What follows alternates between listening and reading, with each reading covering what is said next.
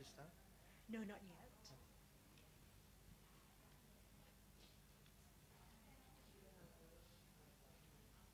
I'm going to the toilet. I'm going to the toilet. Okay. So, take your time.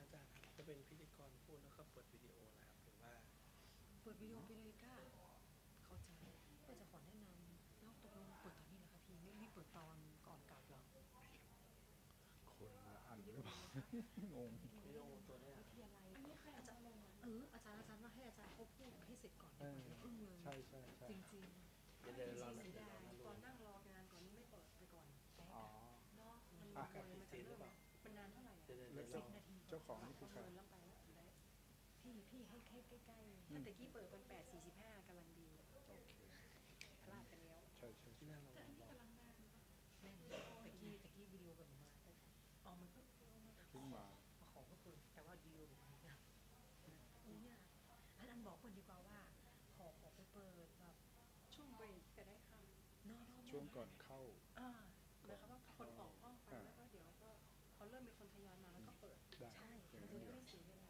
ครับ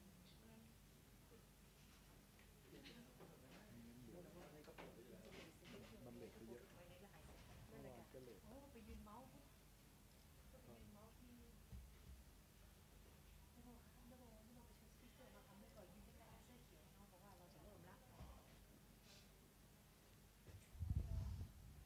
ที่จริงที่คนหน้าคนนี้อาจารย์เจ้า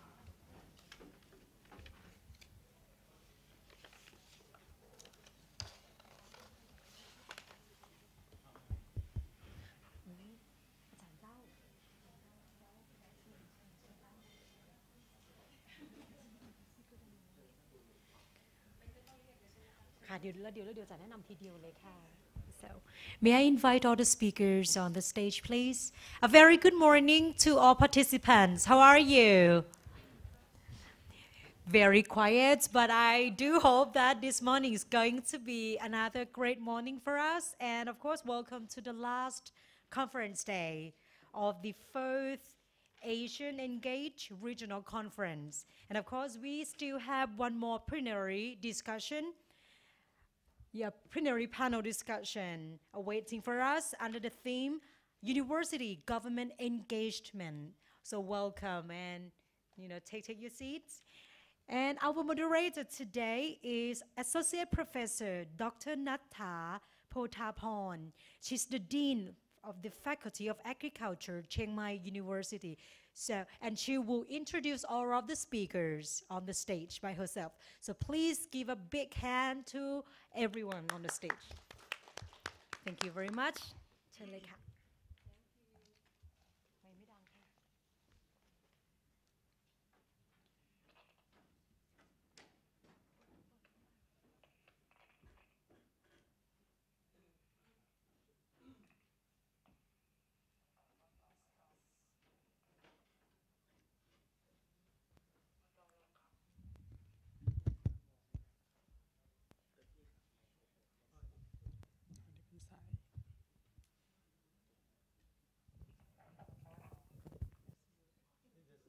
ไม่ดังค่ะ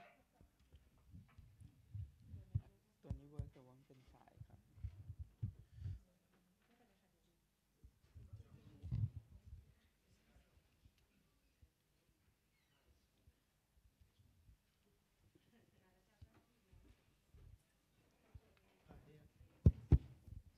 It's working now. Yeah, it's working. Thank you. Just a short interruption. Good morning, everyone. I think we come to the last day of the fourth ASIANEGAGE regional conference. Like when Ajahn Pacharakan introduced all of us this morning. So we will start from around 9 until like 10:15. So each speaker we have around like 20 to 25 minutes on their presentation. I would like to do the short introduction of each speaker this morning. First we have Dr. Kitti Meungtum from Uttaradit Ratchapat University, and we will hear later on what he will talk to us this morning. And next we have Dr. Triago Nerlambang, the Director, Research Center for Developmental Institute, University of Indonesia. And next we have Associate Professor Dr. Siriporn Kirati Kankun. She's the Vice President for Academic Service, Major University. Three of them will give us some good story about how university can engage with the government sector. And first of before we start with Dr. Kitti Meungtum, I would like to do the short introduction about his background. You might be wondering he's working in biotechnology, involving in food science. And this morning he will give us a story about a case study of engaged management system of Uttaradit Ratchapat University with local organization and network sustainable organization and network for sustainable development. Please, Dr. Kitti. Yes, thank you. And good morning, everybody. I'm Kitti Meungtum. I come from Uttaradit Ratchapat University that represent the how to work with the government for engagement. Because our university, everyone knows Ratchapat University is small university, local university, that we can do the engage with the local administration or local government. And today I would like to talk in the case study of engaged management system for Uttaradit Ratchapat University with local organization and network for sustainable development instead of Associate Professor Dr. Supavini Satyapon, the Vice President of Uttaradit Ratchapat University. Okay, first of all, that I said that Our university is a small university. The philosophy of our university is social transformation through education system. And the vision of our university is education center for sustainable local community development. And we try uh, to make a student to be a smart person, volunteer spirit, and entrepreneurial mindset development. And for identity of our university is University for Local Community Development. So you can see everything we talk about the local communication, local community, and because of Rajapat Uttaradit Rajapat University, we have the academic service for four or five provinces, such as Sukhothai province, Nan, Phrae, and Uttaradit, the lower north province of Thailand. And they know that our province has the not that high quality of life of the people. So we set the goal of our university how to improve the quality of life.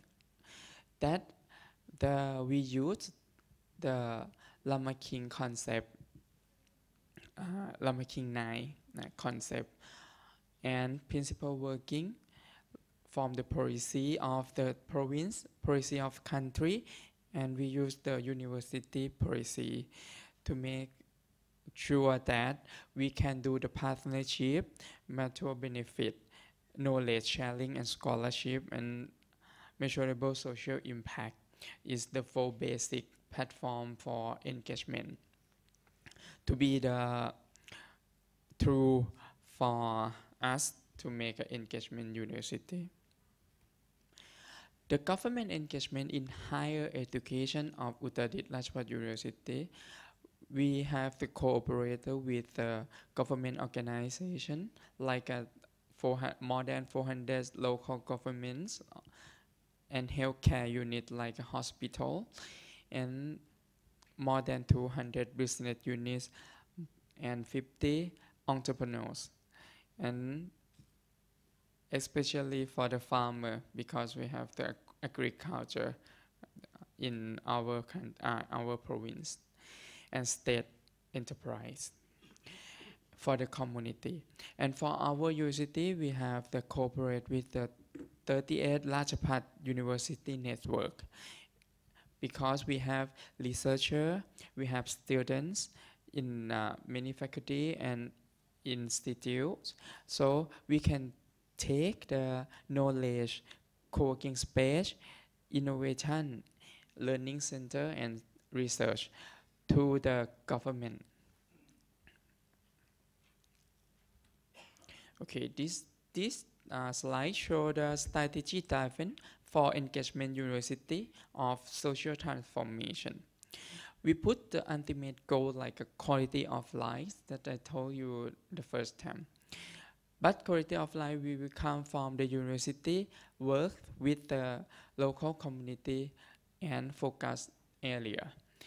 And then the goal that how them do themselves, how them make a quality themselves, because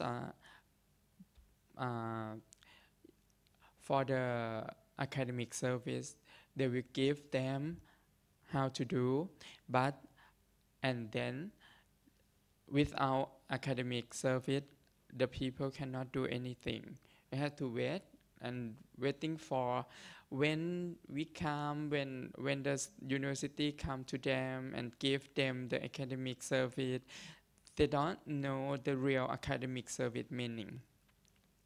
And that we want them to know how to grow, how to make a quality of life themselves, by we put the goal of our mission is research management unit in local community. Yes. For the research management unit, we have to use man, work, and network. Before we go to the this system, we have to move the mission of the university integrate with the mission of local government. Of course, our university have the mission the same like many university, like research, do the research, quality of education, knowledge service, wisdom conservation, and for the mission of local government or local governance is infrastructure contribute, quality of life improvement, social collocation, business management, environmental management, and traditional conservation. And this slide you can see how to join between university and local government. After we integrate our mission, and then we put to the research mapping, research project, and public policy by using the facility of our university, such as knowledge, researcher, innovation, management, and learning center to be the output. Afterward, we can get man, work, and network to be the goal that we want to be or want to see, like people who are the researcher in the area, in the local area. They're not student of our university, but they are the people, the normal people in the area. But we will try to make them to be a research management.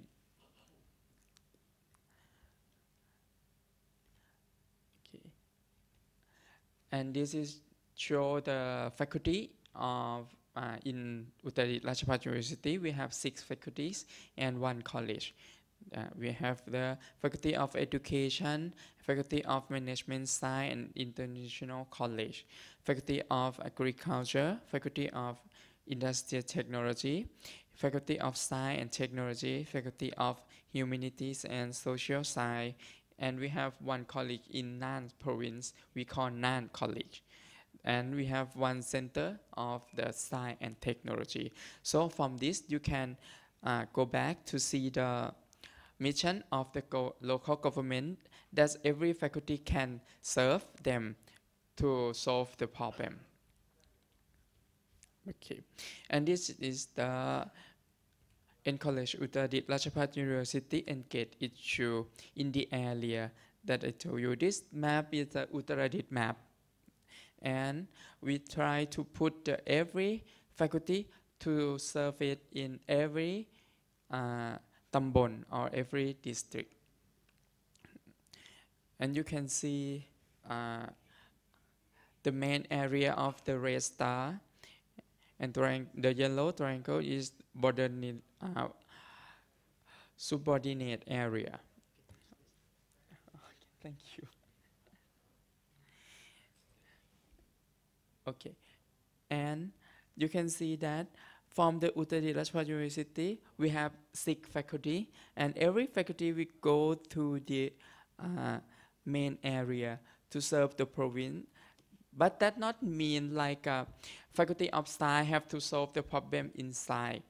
It means faculty of science go to the area to get the problem, and then come to university and local government. We have to share everything about the problem, because the people just tell you like impact from the problem, but not the real problem. So we have to try to find the real problem from the area together with the local administration.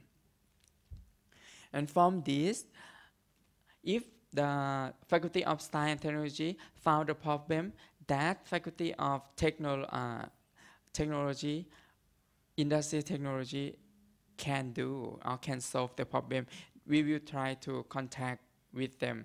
So we call that the network in our university.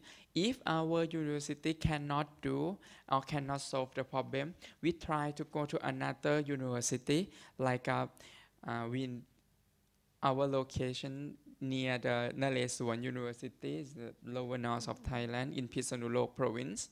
This is the big university. We can try to get the knowledge from them and try to get the professor come to our university and solve the problem together with us. So the main thing that I told you, the goals, is the quality of life improvement by using everything, every faculty.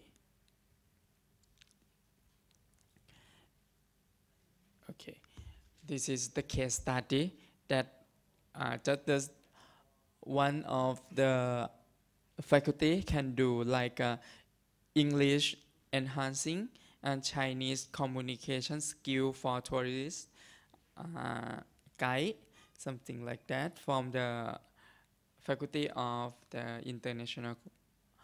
And for the faculty of science and technology, we can do like a food, and for the agriculture, we'll do like a food safety and food security. And for the faculty of the humanities and social, we do the children, teenage, and history, culture, and tourism.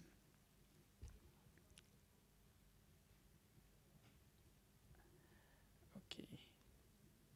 This is show the changing of the goal based on community direction. From the changing the goal based on community direction, we use empower, revenue, and network together. It means high quality. It means you can stay in the local community with happiness, and you can income increase, and you have the communication for try to connect the people not in the local. It means in the province, national, in the regional, or international. And for the university can do, this is the thing that we can do for quality of life, such as health, income, and environment. The project that we done already is the adolescent pregnancy problem solving in Uttaradit province, together with the local community, local administration, and the Community Cow Institute for Education Research. This is used for the health and for the income increasing. And for the environment, we have the community participation in organic rice production and Long Lap Lai, Lin Lap Lai durian production in agroforestry for food and agricultural security. I will go to information about the project a little bit. The first project, we study and development on organic rice production in parts of business management system. You can see, because we are a small university, we have not much student, we have not much lecturer or teacher. But we have to help the local people by use the subject that the lecturer that have to teach the student. They will take the student to the local people and teach them together, like integrate with the teaching. And then we got the problem and come to our network and to preparation of cooperative work with the province and the local administration to plan how to solve the problem. And then we found that organic rice has the one problem is the business model, because people know they can sell in the high price, but they don't know how to do the control quality of the rice, organic rice. And then we try to go to the Faculty of Agriculture and to make the standard quality control. And then we go to Faculty of Science and Technology to analyze the chemicals in the rice. That can be the special chemical that improve your health, and to get the data to make the history for business model. And we go to the Faculty of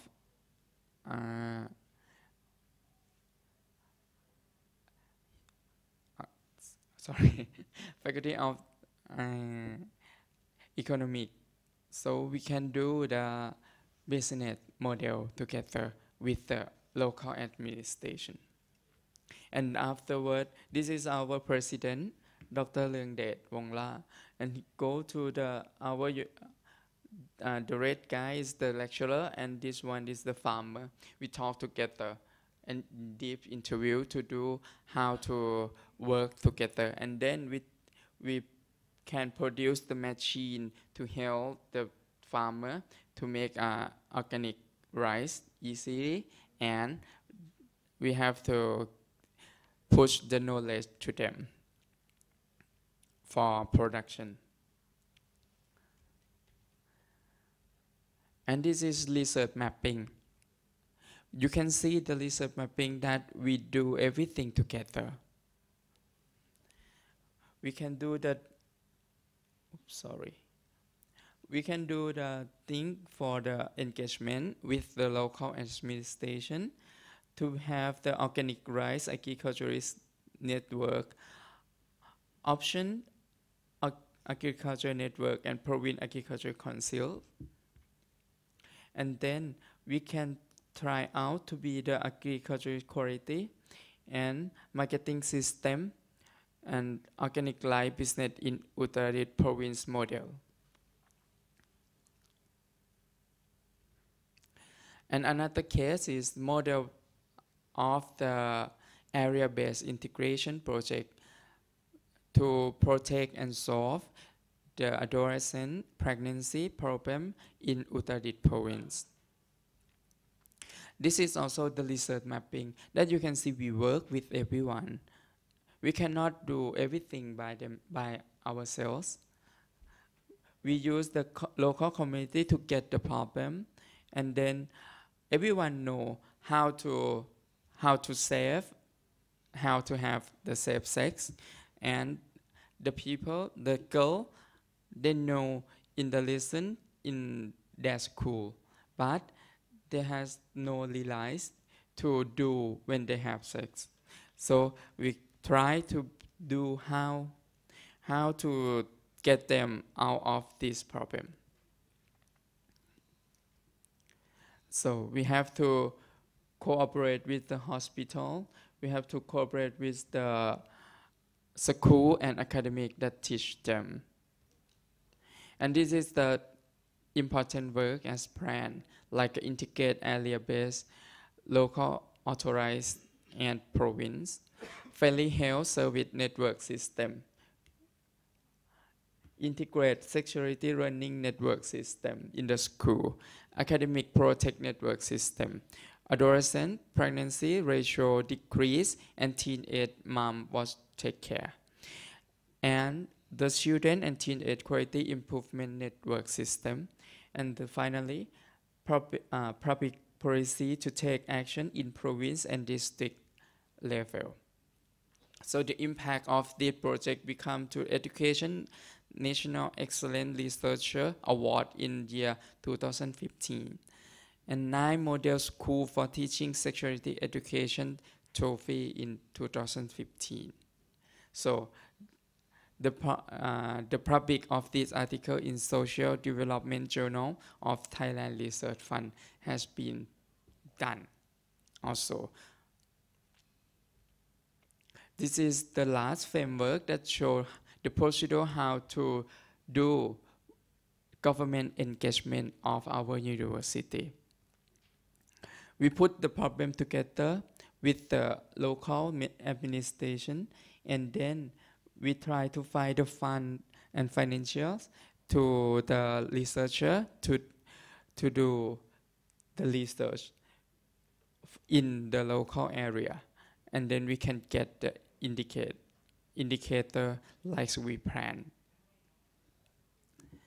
Okay, so this is 20 years strategies of Ratchapat University for 38 Ratchapat University.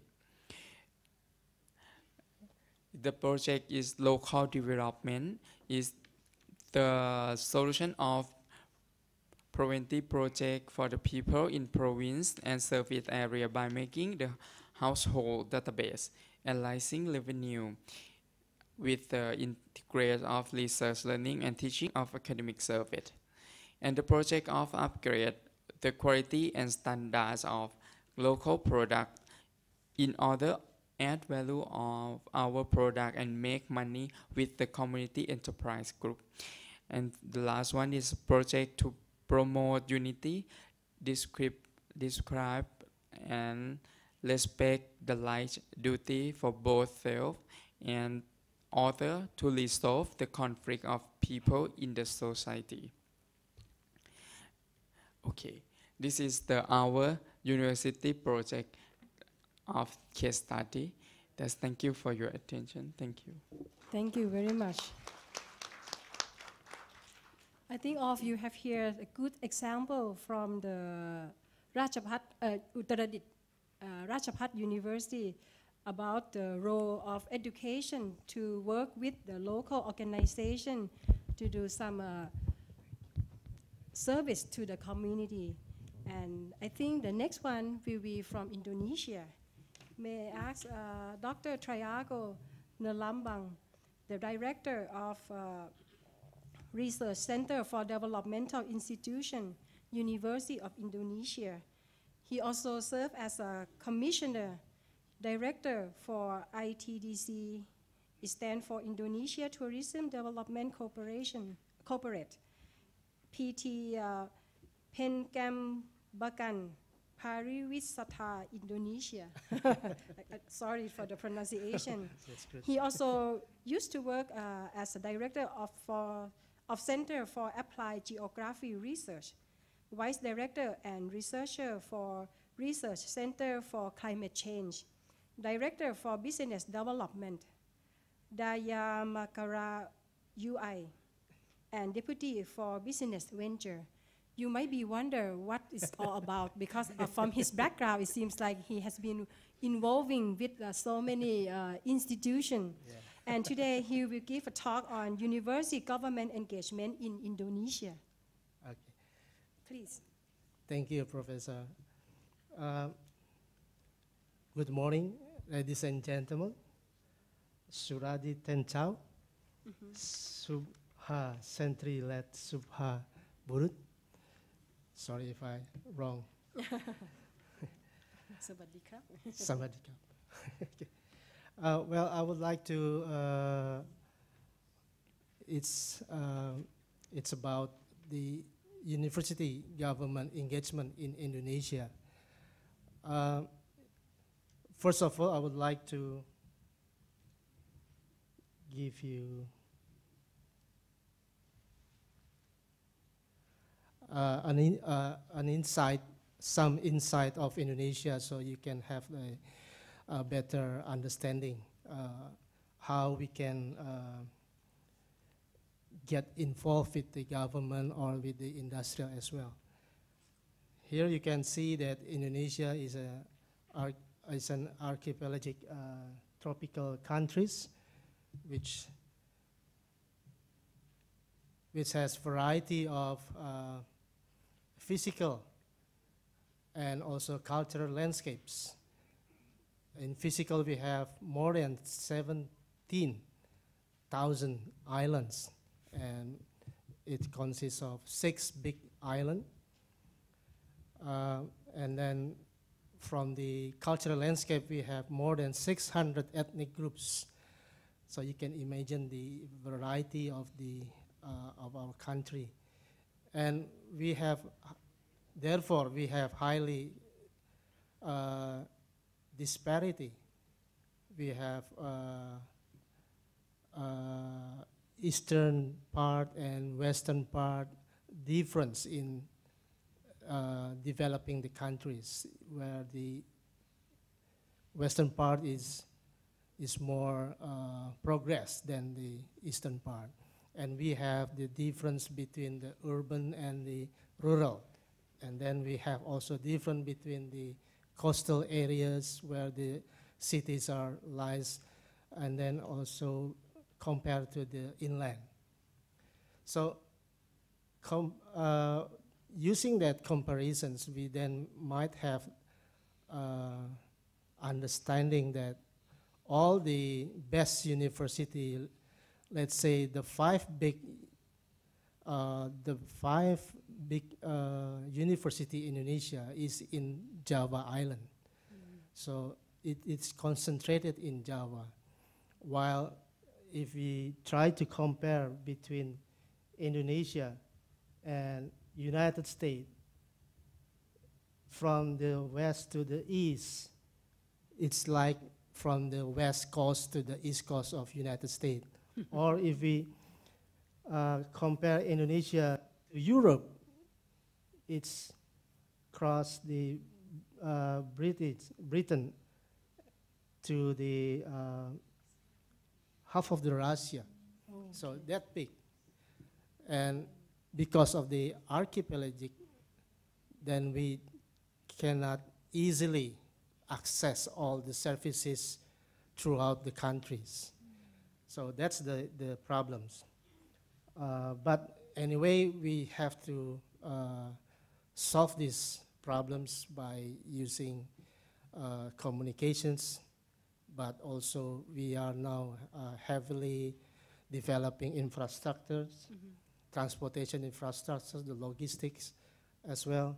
And now we are already have a better progress in infrastructure and economic development, as well as the social.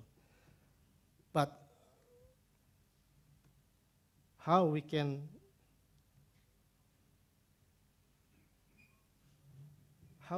develop our university to engage with government and industry? Well, first of all, we would like to introduce, or we would like to, in Indonesia, we have a law on higher educations, which mentions that university play a role in enriching the intellectual of life of the nation as a whole, though the generation of knowledge, technology, and the nurturing of character, piety, nationalisms, and to empower citizens in order to improve national competitiveness, achieve sustainable development, and to contribute towards overall human well-being and civilizations. That's the big aim of developing university in Indonesia using the law. And it also mentions that universities are also where intellectual actors such as scientists and professionals are trained. University will help from the government are expected to fulfill this role in order to achieve national development goals, which include the sustainable development goals. So university play an important role in developing the nations.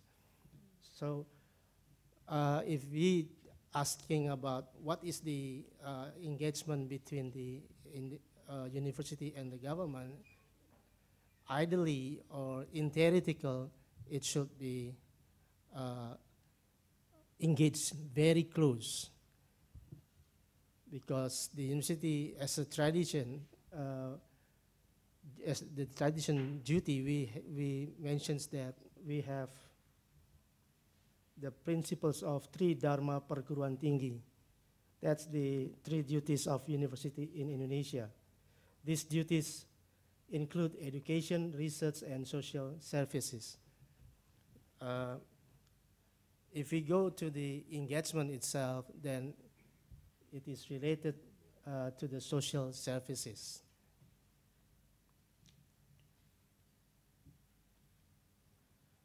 Well, I'm using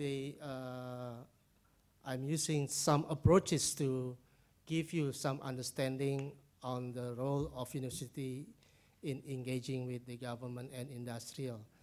I'm using these models, the academic engagement, where the basic of this engagement is it's like a loop systems. It's like interactive systems where the academic engagement is engaging the organizational factors, individual factors, and also institutional factors. And they engage and will be applied into the nature, into the industries and also the government, either the central government or local government. And then their feedback of that interactions of their applications is going back to those factors, the organizational, individuals, and institutional factors. So basically, it's a cycle. It's a cycle.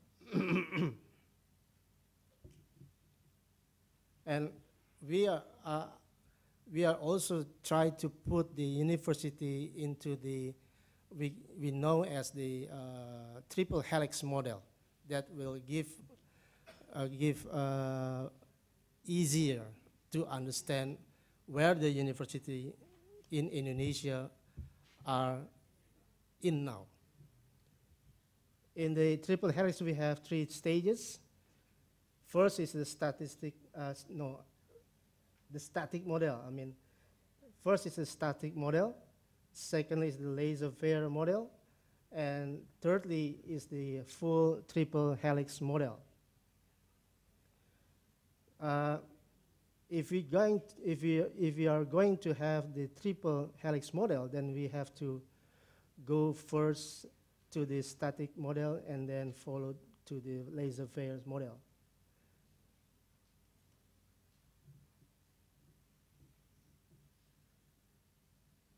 And I'm also using the partnership continuum. It is done by the UIDP, University Development Programs.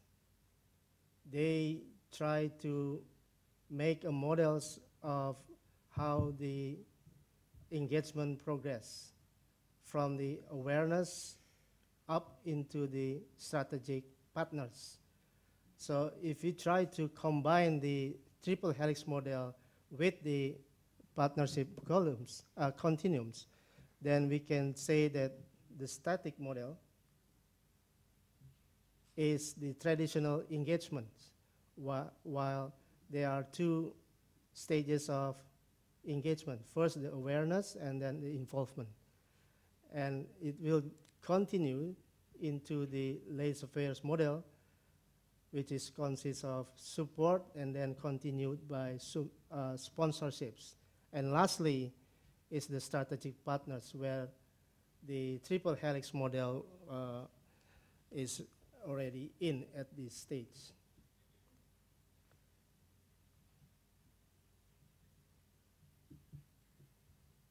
Well, now we come to the Indonesia.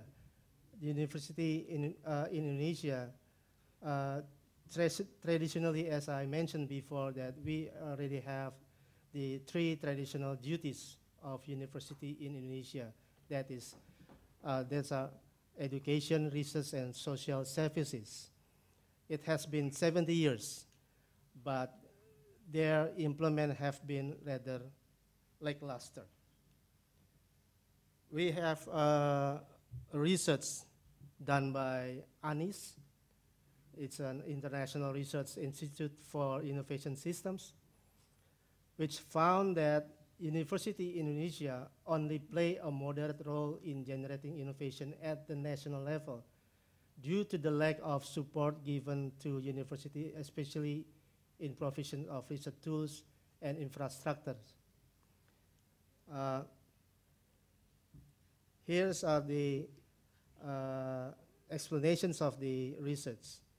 It shows that university still lack lusters on the supporting the roles to engage with the government.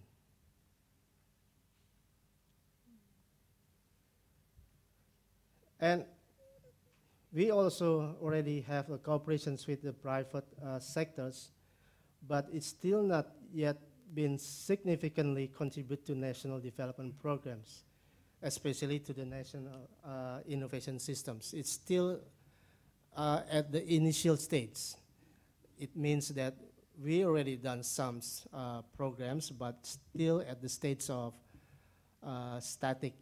That's in the early, before 2000, when the government still ruled by the new order or the Suharto, the president of Indonesia.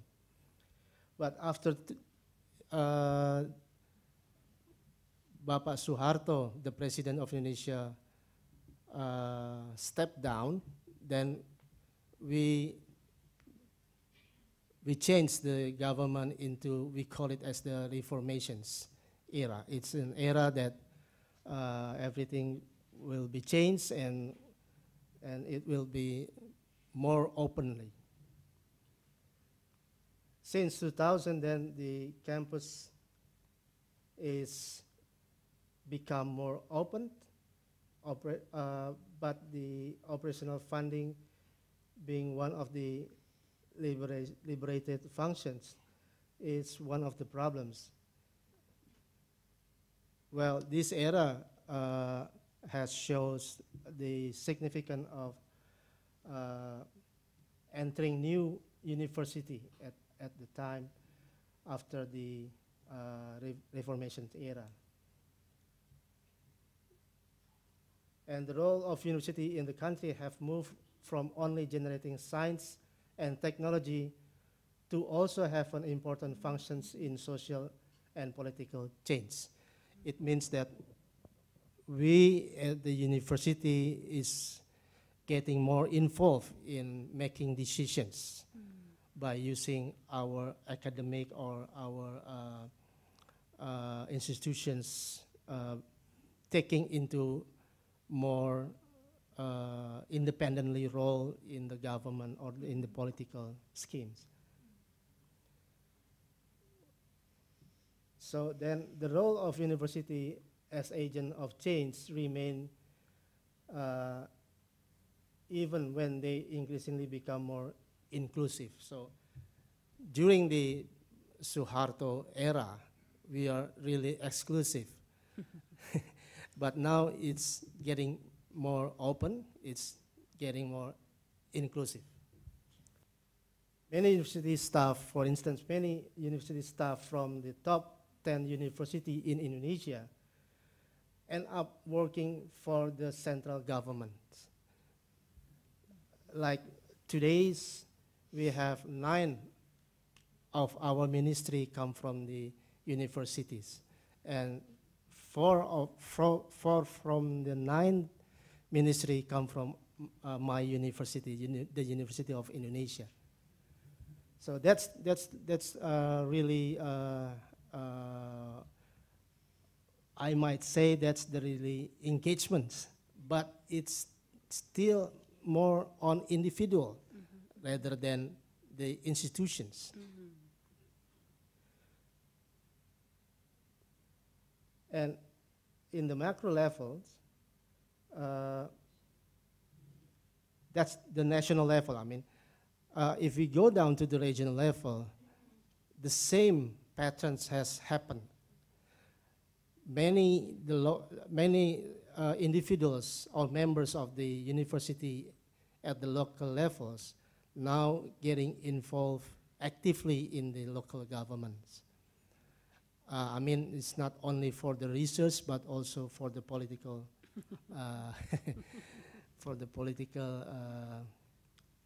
movement.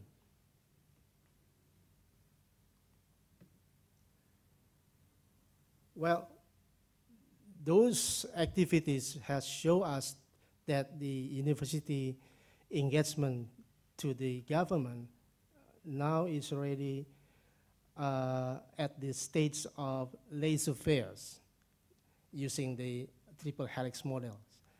We already at the second stage of the 3 models of triple helix.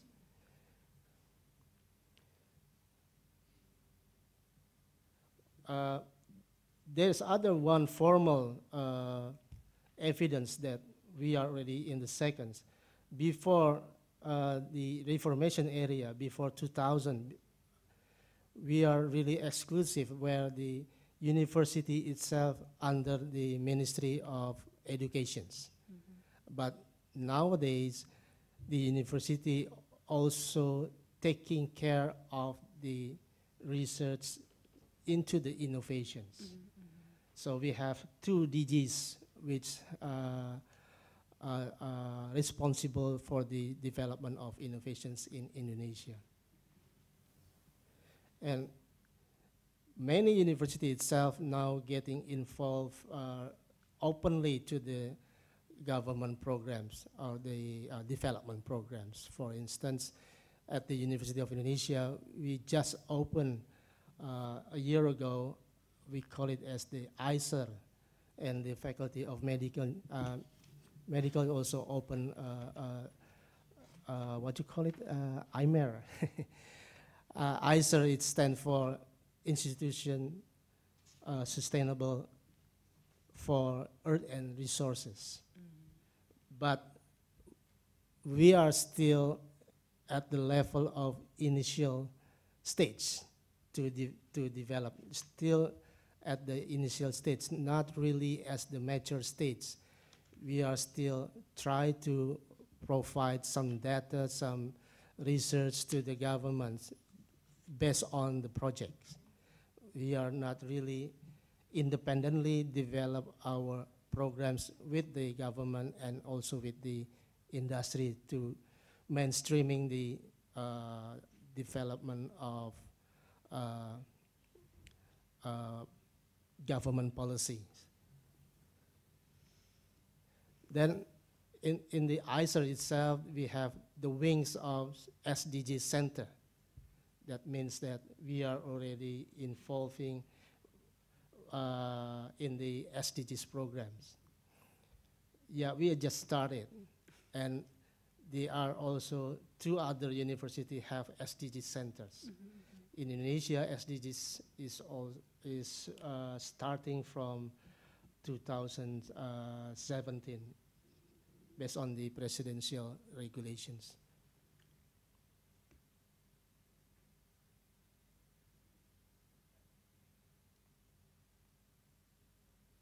Well, this is the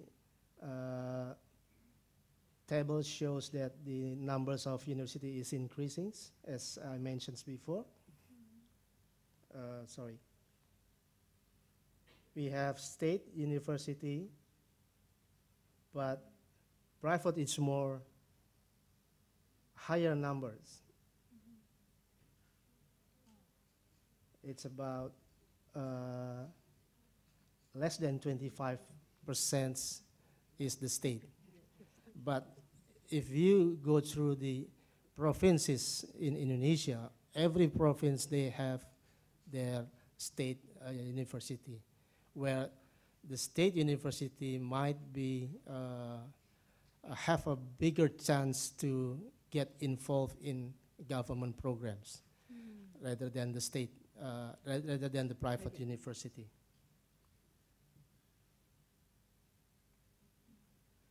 Well, this is only shows that the Indonesia University also using the ranking of the international ranking that we are trying to achieve the best or the better, at least the better positions. But we know that the ranking table itself, it's always moving. Every university is moving, so it's relative. But anyway, we in Indonesia using this ranking, for instance, the QS, we are using QS as the positioning of each university in Indonesia.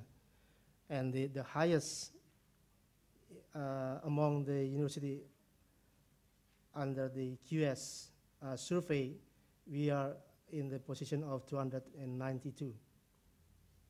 I think it's still not as good as your university in Thailand.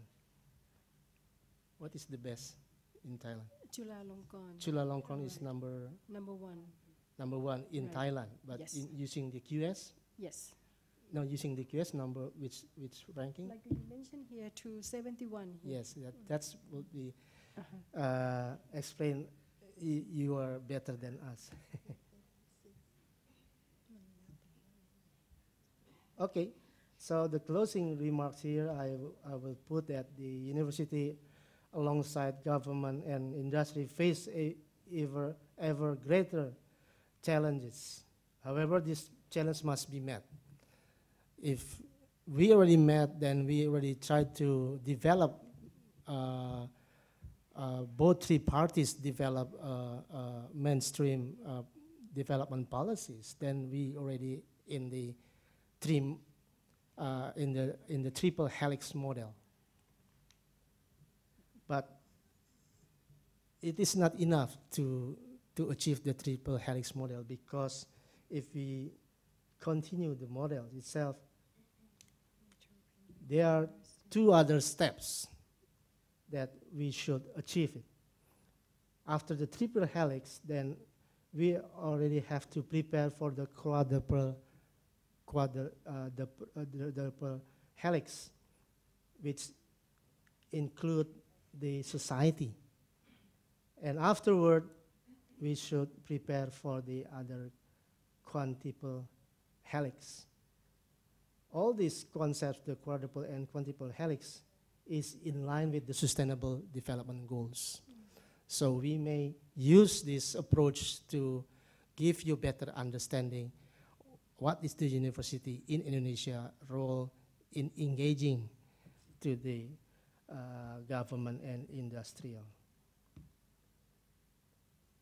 At the current situations, we are still here, but we are really strive to do the next steps.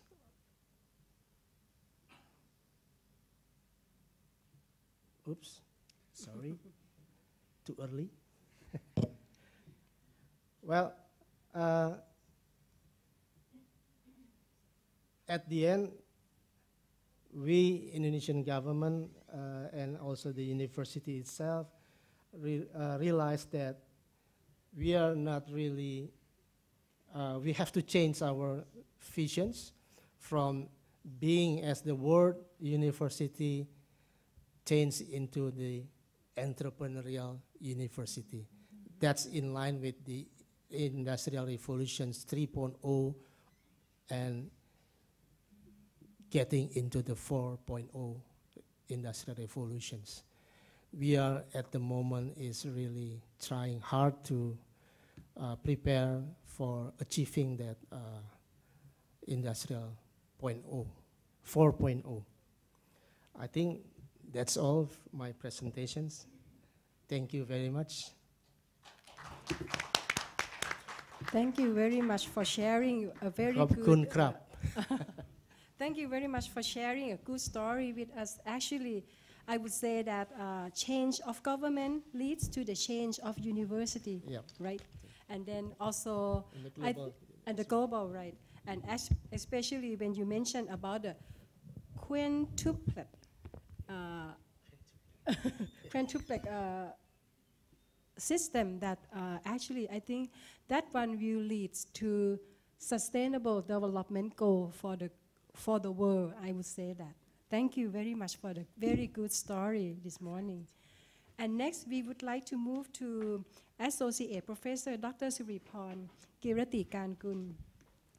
Her background is in economics, and you might be wonder, and she also have her PhD from Ramkhamhaeng University in business management. But her talk this morning will be on empowering the Pradhu Hang Dam, our native chicken, She will tell us the story about how she worked with the farmers through university and government engagement. Please. Yeah, thank Dr. you very Siddhikorn. much, Dr. Natha, and good morning, everyone. I am actually a vice president for academic services, but my background is economist and also the business management. Many people wondering and always ask me why I jumped to work in these fields. I have a chance work with university and many university who get involved with agricultural sectors. I would like to give you a little bit about the details of Major University. Major University is the oldest university, agricultural university of Thailand.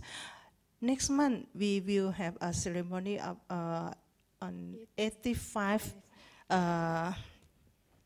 anniversaries.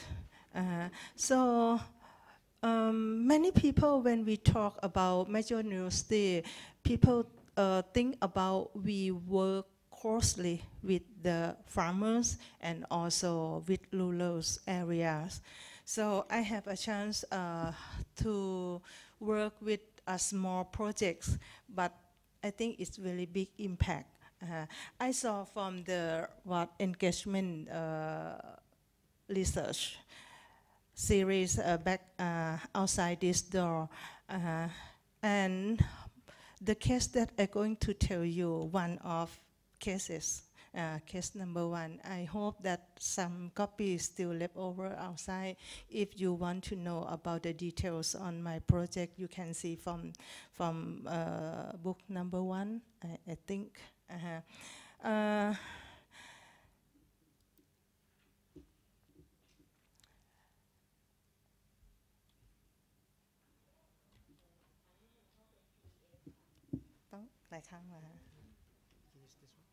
Yes. Oh, thank you very much. Okay. Talking about native chicken, I think our Asian countries get used to with them because it's in our way of life, especially we feed it like backyard livestock, like for cockfightings and also for food security. In those times, native chicken not earns much money for the farmers because they are limited in the market, and also no technologies to support the farmers to invest in this livestock.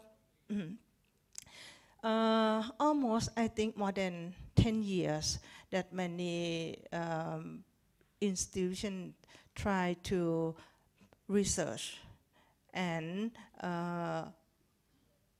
get no knowledge about the technology, how to feed them and make them make money for the farmers, especially the technologies who makes a research on the health of native chicken in Thailand, especially Thailand Research Fund, who work with the DLD. DLD is, the Department of Livestock Development of Thailand.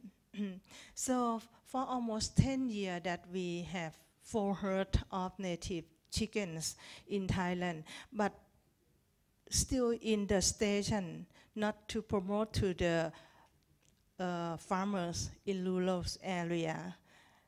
This project initiated, I think, in the year 2009, maybe almost 10 years.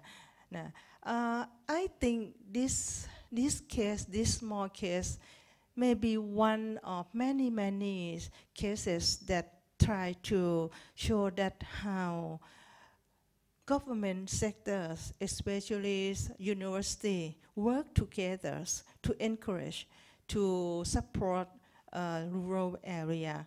So these projects, we try to make the network of the government sector and set the objective.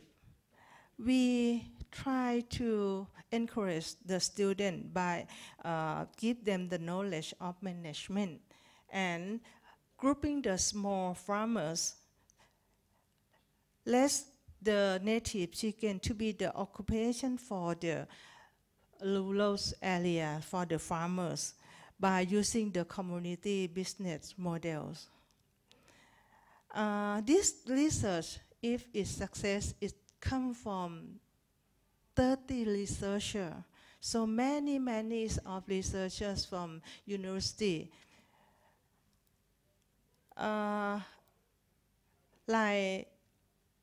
Like also CMU, KKU, and Institute of Technology, Ras Kabang, and Major.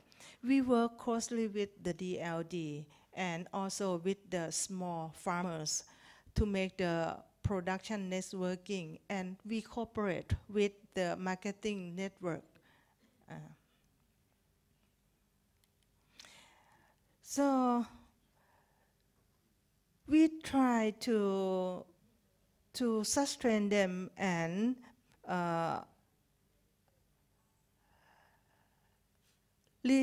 try to sustain the occupation for the small farmers and let them work under their constraint, and also try to support them to use the natural resources on their areas and based on their local wisdom. I'm going to show you a little bit about projects. I'm sorry that I jumped go and back because these projects run for almost 10 years.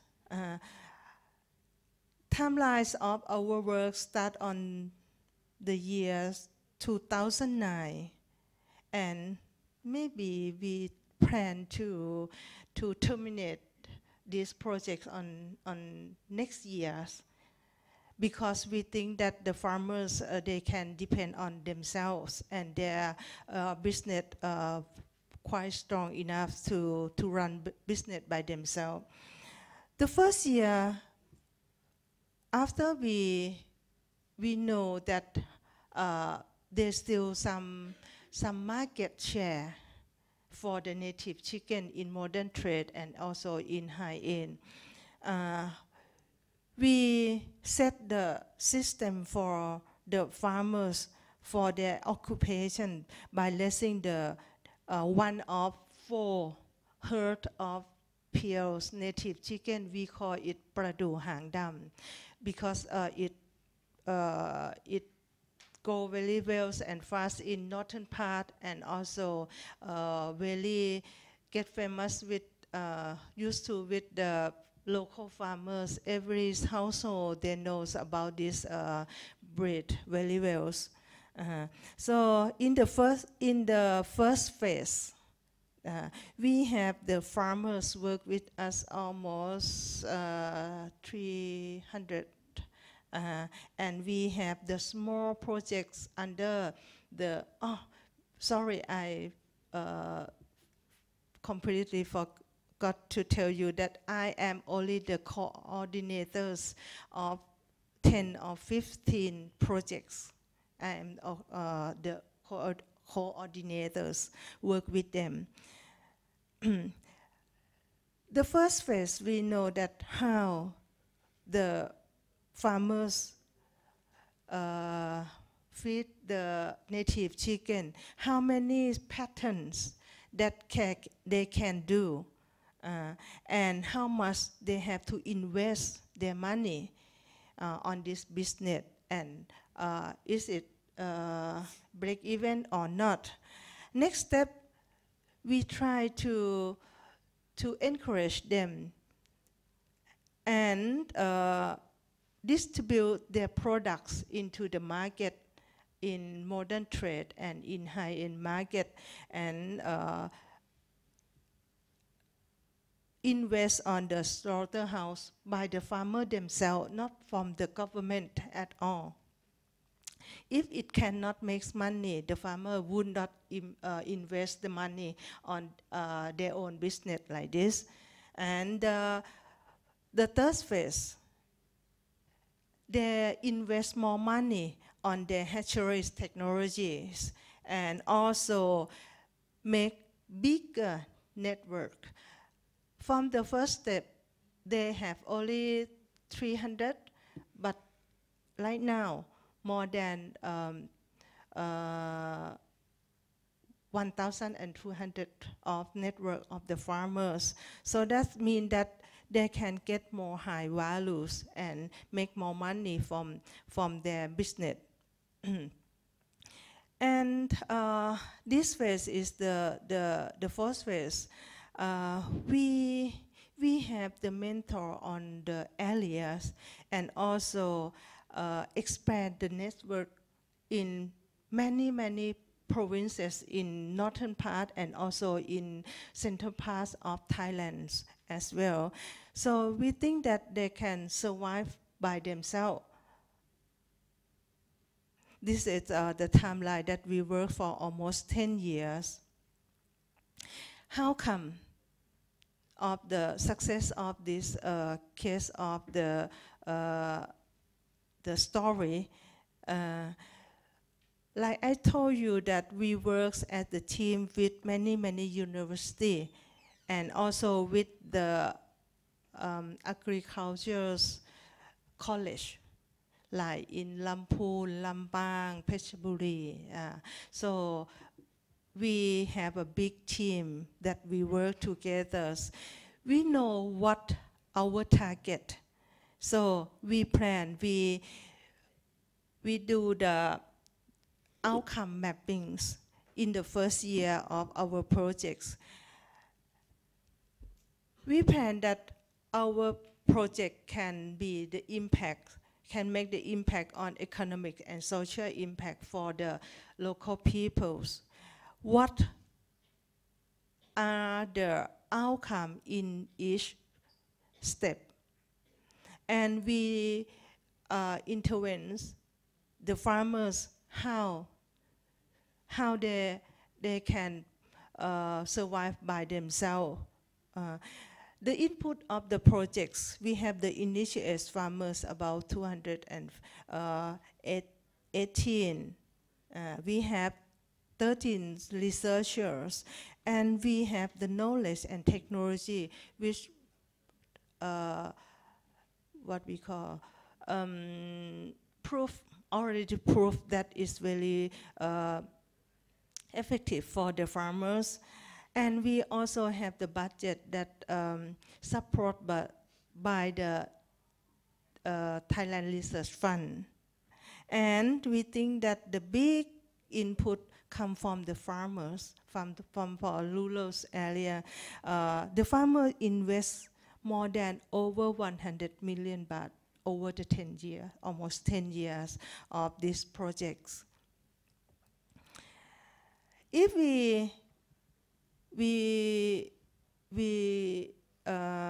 look at how the success of the case that can make the impact, especially the economic impact for the farmers.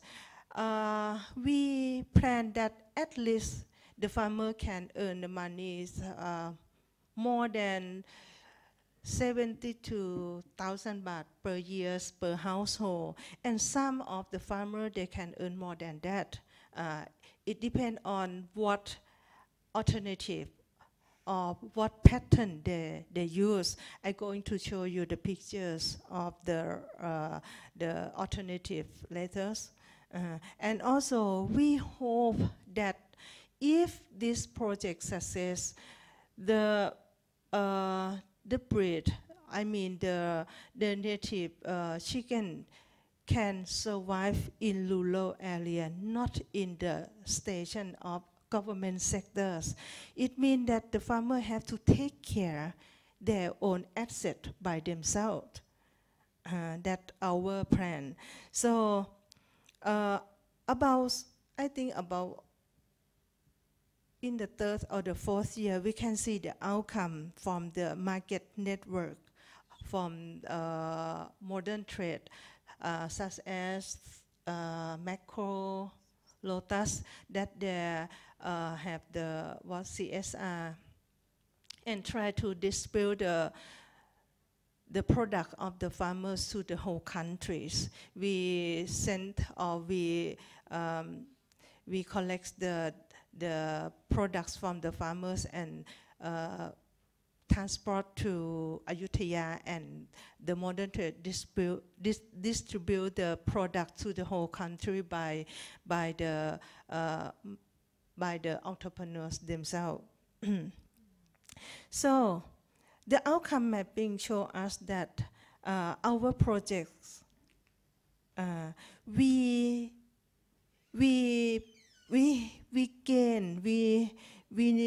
have new knowledge that we never expect before, and also we have the community business model that the farmers are the owners of the business themselves.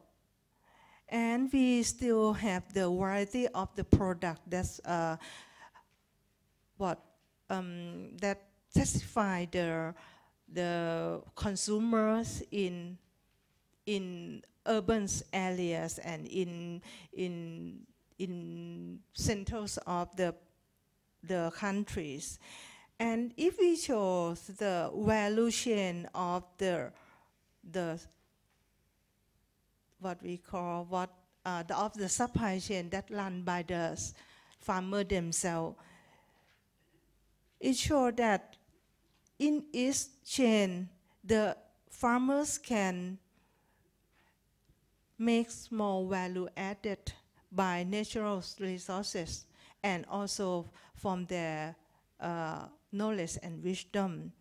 And if we can distribute the products to the higher market, they can get more or earn more money in each chains. And in each chain, they can do or run business by themselves. The impact of the copy show you outside evaluate the impacts by the third parties. When the government sectors invest on the research, is it big event to the country or not? That is the big question for the evaluators. So they evaluate the impacts, to impact the economic impact and social impact. The figures show that the economic impact for 15 years of investment under the constraint of the farmers, they use the CBA cost-benefit analysis. And they show that it break even, and one baht of the investment on the research make the returns more than 200 baht over 15 years.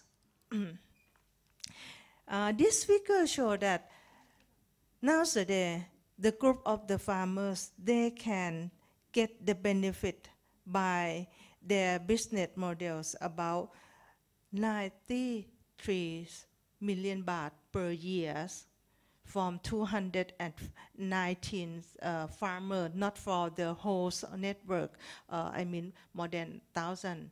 Only the 200 of the farmers, they can earn more than 93 million baht per year. And the social impact show what? Show that the farmer networks, if without the farmer network, or if without the programs, they have no networks by themselves. So with the program, And with the business models, they can group together and make the network, their own network, especially the production network, very, very strong. And now they can expand to their boundary partner in rural area in more than 8 provinces in Thailand. And also their products. Now, the products are willing to pay by the consumer because of the nutrition, low fat, low uric acid, and low cholesterol. So because it less in the in many what we call factor that good for the health. And also the third of the impact we call is like in situ conservation of the native chicken in rural area, not only in the what we call state station or in the DLD department. Like now, the farmer, they have their own herd of the parent stock in their the communities, estimated about 10,000 head of hens and their productions estimated about 800,000 of births per year. Why I think that this business models is strong enough for the farmers? They can depend by their own. One of factors that show that the farmer, they're strong enough. Many people, they don't believe that this project can launch the community breed centers run by the farmers, what we call the smart farmers, the young farmers now, like this guy. This is like young smart farmers. He invests the hatcheries. I think he invests more than 5 million baht in their farms and has 1,200 hens, native purebred.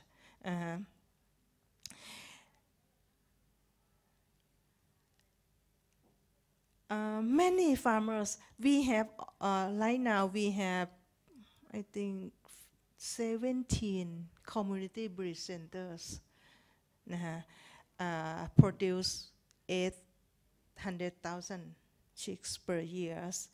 The second output,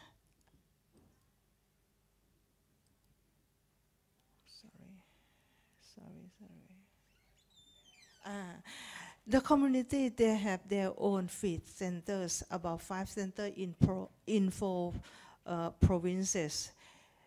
This can reduce their cost of productions and reduce the cost of concentrate feed by the big companies because it's cheaper and good qualities and fit for their own business. They use the fermented from the byproduct of agricultural product that can make a good quality of meat as well. They invest for 5 slaughterhouses in 4 provinces. And the potential of the slaughterhouse is about 200 fattening chicken head per day for their products.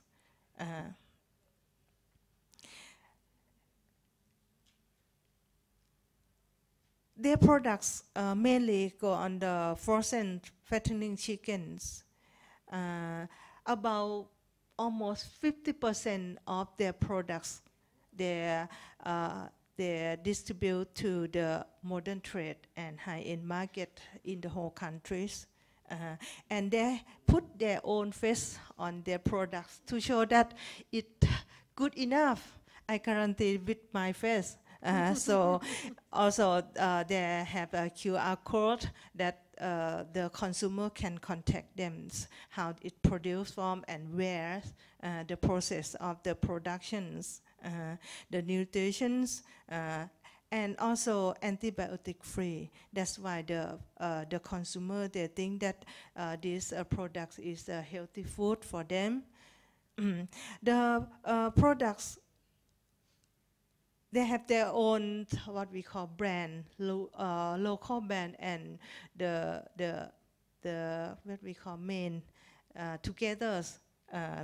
They call the ล้านนา ประดู่ล้านนา ล้านนา is mean northern Thai, northern Thai, northern Thai. And also, every communities, they have their own products. They produce, they eat what they produce to show that it's delicious, chewy, tasty. And also, they produce the product by their own, what we call, yes, recipe. Yes, if you like Thai native gills, we call ไก่ย่าง is go very well with ส้มตำ Yes, we're hungry now, so the time is over. So I share your experience of these small projects. I think this is only one case of many, many projects that we follow our King Lama the Ninth.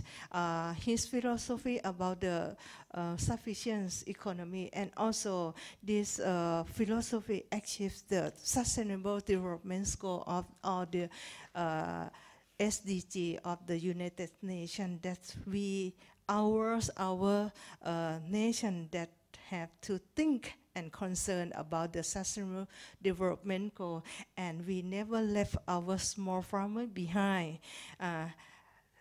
I hope that this small case will be a good case and share experience to all of you. Thank you very much. Thank you very much to share this good story with us. Actually, I would say that I have to myself admire the research team, that they're consistent to do this work for like 10 years to make it very successful. I would say that this, actually the story should be from local to modern trade. Thank you. I think we come to the time that we might be able to hear from the floor that they might have some comment or some question to ask our speaker this morning. I give time to you all. Maybe we have not all the time, maybe we have only 5 to 10 minutes. We might have some comments or recommendation for the future. Have you got any questions or any comments? So please share with us. Any questions? Because some of you might have some like similar or a little bit different story from what our speaker mentioned this morning, and would like to share with the other audience, that might be possible at this time. Maybe hungry? It's like we're giving lecture at our university that all the students always quiet. That when any question, just keep quiet. And maybe after we finish our talk this morning, they might come to you and ask question later on. I would like to ask everyone to give a big hand to all our speakers about the good story this morning. Thank you very much. And of course, thank you so very much for all the speakers and also our moderators. And here we are. I'd like to invite everyone here on the floor. And I'd like to invite as Professor Medical Dr. Vichan Panit to present the token about appreciation to our speakers for this session. Thank you so very much.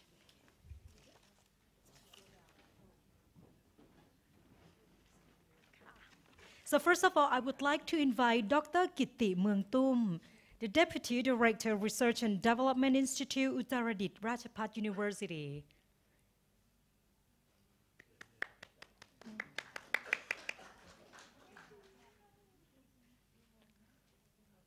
And next, Dr. Triago Nulambang from the Faculty of Mathematics and Natural Sciences, Universities of Indonesia.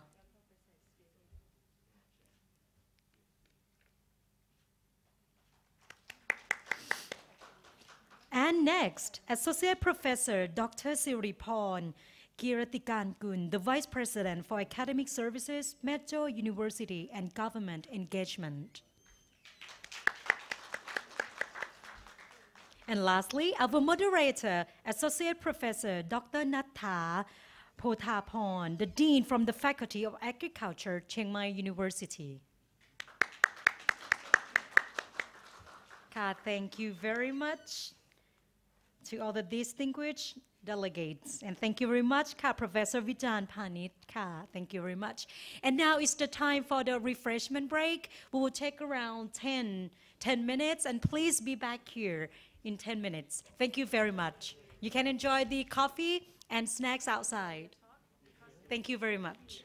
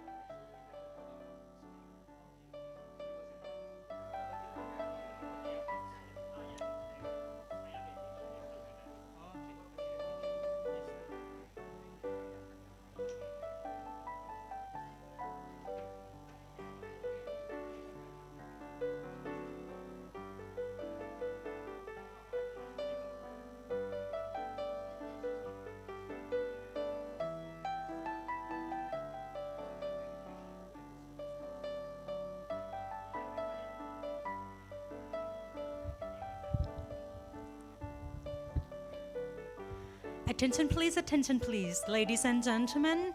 Our next session is about to start, so please come back to the conference hall. Thank you.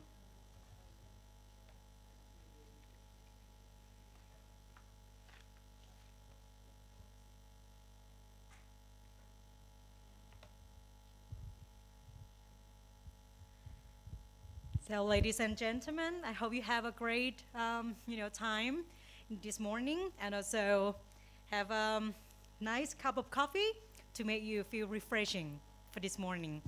And next session will be the concluding remarks. Another theme, next step, university community engagement towards SDGs in Asia, by Professor Vichan Panit, the medical doctor and the member of the Chiang Mai University Council. So everyone, please welcome Dr. Vichan Panit, Professor Vichan Panit. Dr. Vichan Panit himself is the former director of Thailand Research Fund, and now he is the director of the Siam Commercial Bank Public Company Limited DCP class, and also the director of the Knowledge Management Institute of KMI. So I'll now give the floor to him. Please. ขอ PowerPoint ได้ไหมครับ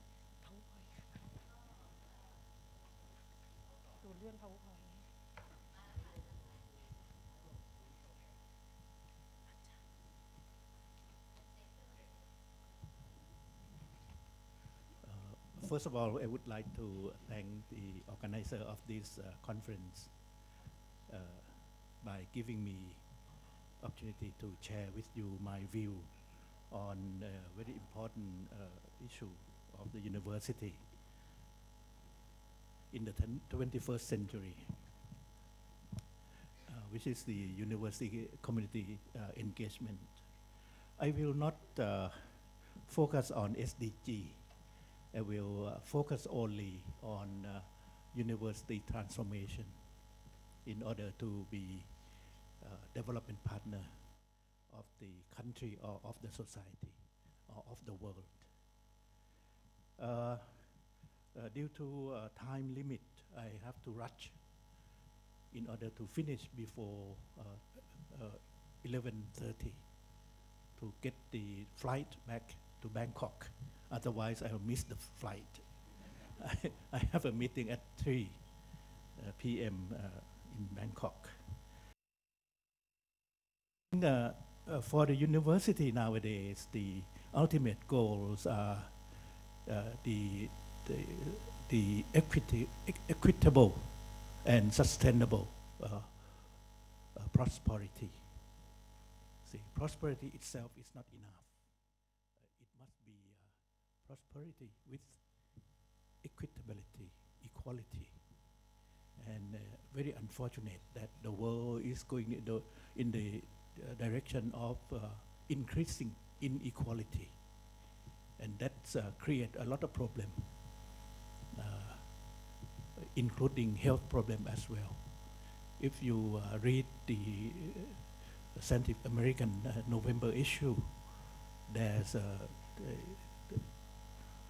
group of articles on the signs of inequality, and one science tells us that inequality change our body, our biology.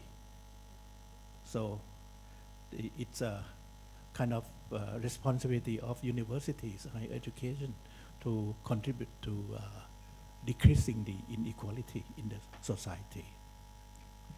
In Thailand, the government rightfully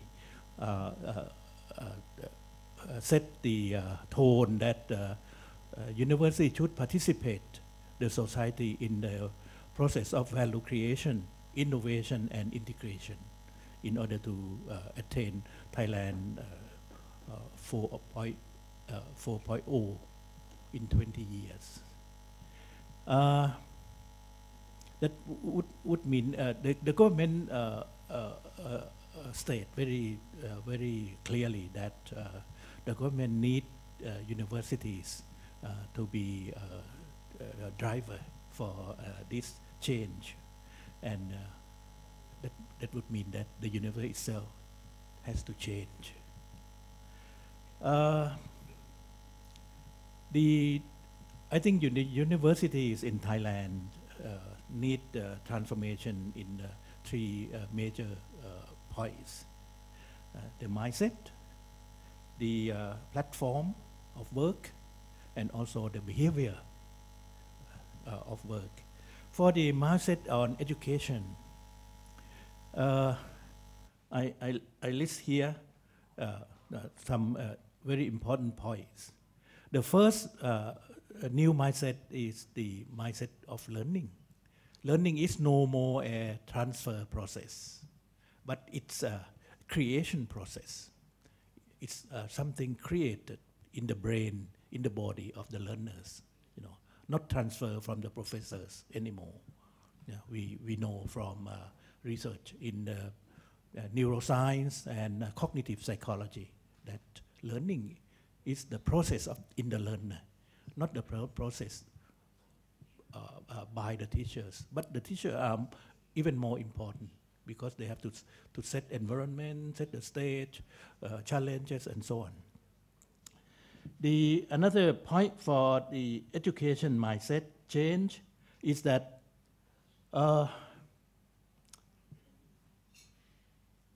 in order for real learning to occur, the learning process must be practice-based, not lecture-based. Must be practice-based. And that would mean that the real practice in the real world is more important than the practice in the classroom. The third one is that students are no more receiver of knowledge. They have to be co-creator in order to learn. Universities and professors have to treat them as co-creator in order for them to learn better, learn deeper, and achieve transformative learning. A teacher's role changed from transferring knowledge to being a coach or a facilitator. And since the student learn better in the workplace by practice in the real world in the workplace, workers in the workplace themselves can be co-educator. They should be trained, should be honored to be co-educator or co-teacher.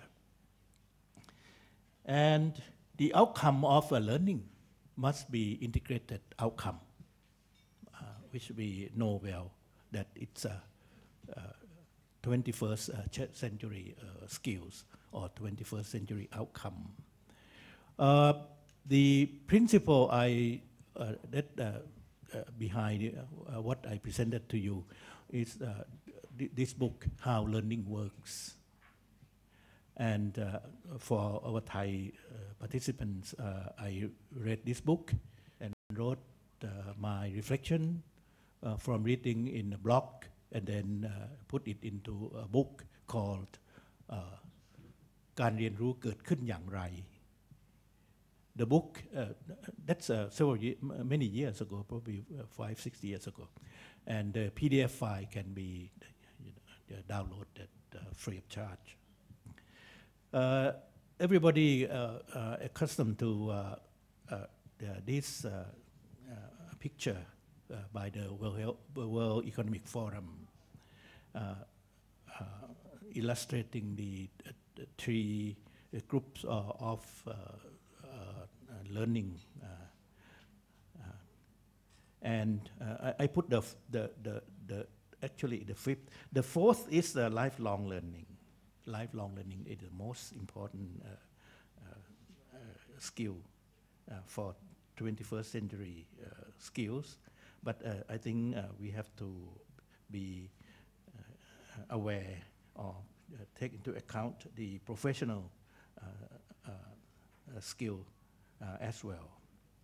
I will not go into detail, just to remind you. The new learning must take into account these very important 3 points of the rapidly changing world and landscape for the learners and for the learning. One very important point for us in the university is that we have to be aware that we are educating the future citizen, future worker, not only give them knowledge and skill to work now, to be able to work now. That's not enough. They have to survive in further 50, 60 years ahead, in which we don't know the situation there.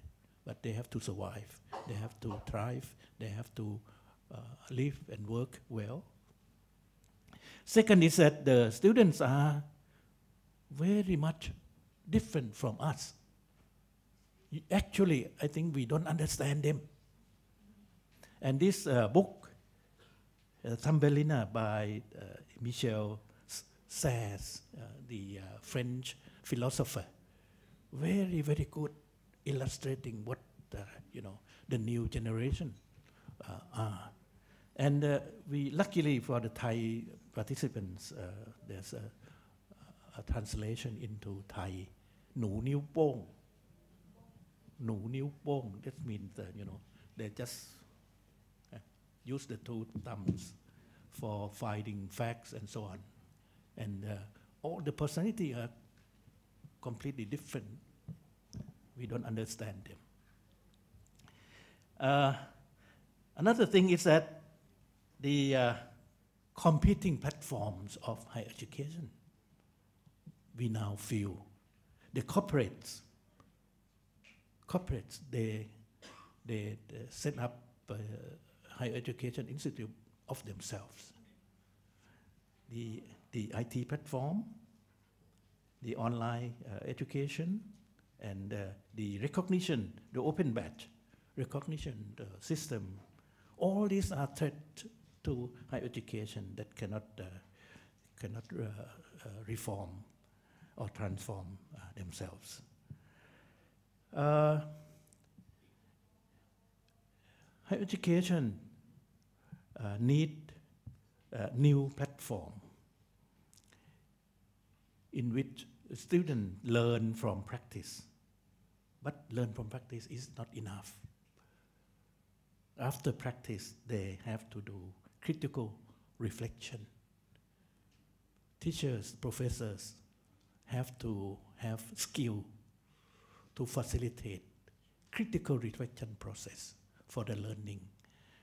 This bullet point tell us that learning is not linear from learn the theory and then take the theory into practice. Like more than 50 years ago when I studied medicine, we did it like that. Still, in medical school or any other school nowadays, still use this model, which is wrong. Learn theory and then practice the theory. Nowadays, the right way is to practice the theory right away and then learn the theory from the practice by reflection, by critical reflection process. Why? Because the theory the student can learn by themselves from the thumb, from the computer or from the mobile phone. And also, for that practice should be in the real world. And that's why we need engagement partner. Engagement partner is a must for new learning environment for graduates to be competent at the present and in the future. In Thailand, as you have known, that we have a society called Engagement Thailand that we set up many years ago, and having more and more members, university. The very important principle for this engagement is that there are 4 key principles. The 4 key principles center around relationship between university and partners, engagement partner. That it's a 2-way or multiple-way relationship, not a one-way relationship. One-way relationship means university has something very good, and then take that knowledge or skill to help the other partner. That's not engagement. Engagement means the engagement partner start partnership at the beginning, conceiving the activity, the purpose of the activity of the collaboration together. See, it's a start from setting goal together, and then in doing that, there's the mutual benefit. Both all partners benefit from the activity, and in doing the activities, that's the application of knowledge and creation of knowledge, which called the scholarship. In university, we call it scholarship.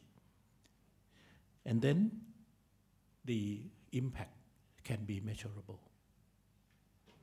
The social impact to the society can be measured. So these are 4 important points for engagement, university community engagement, also university social engagement. In the UK, they call it university public engagement. They are the same. We might call community engagement.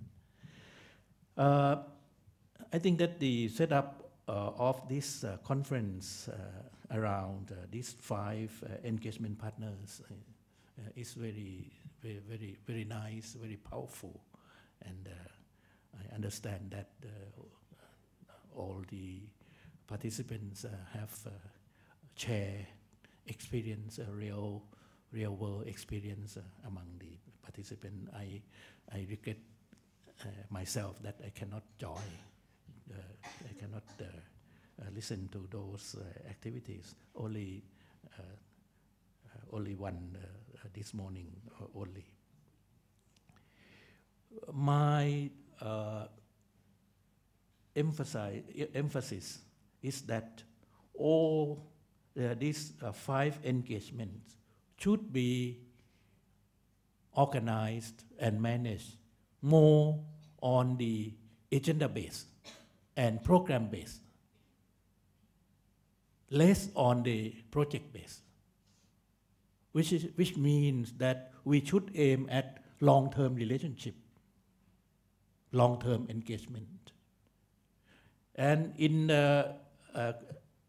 government engagement, we in Thailand, we can see that the government has set up a 20-year plan, strategic plan, and in that we can aggressively, engage them, telling them that what we can do together.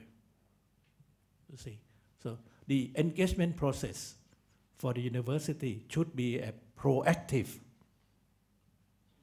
and futuristic and systematic approach of implementation.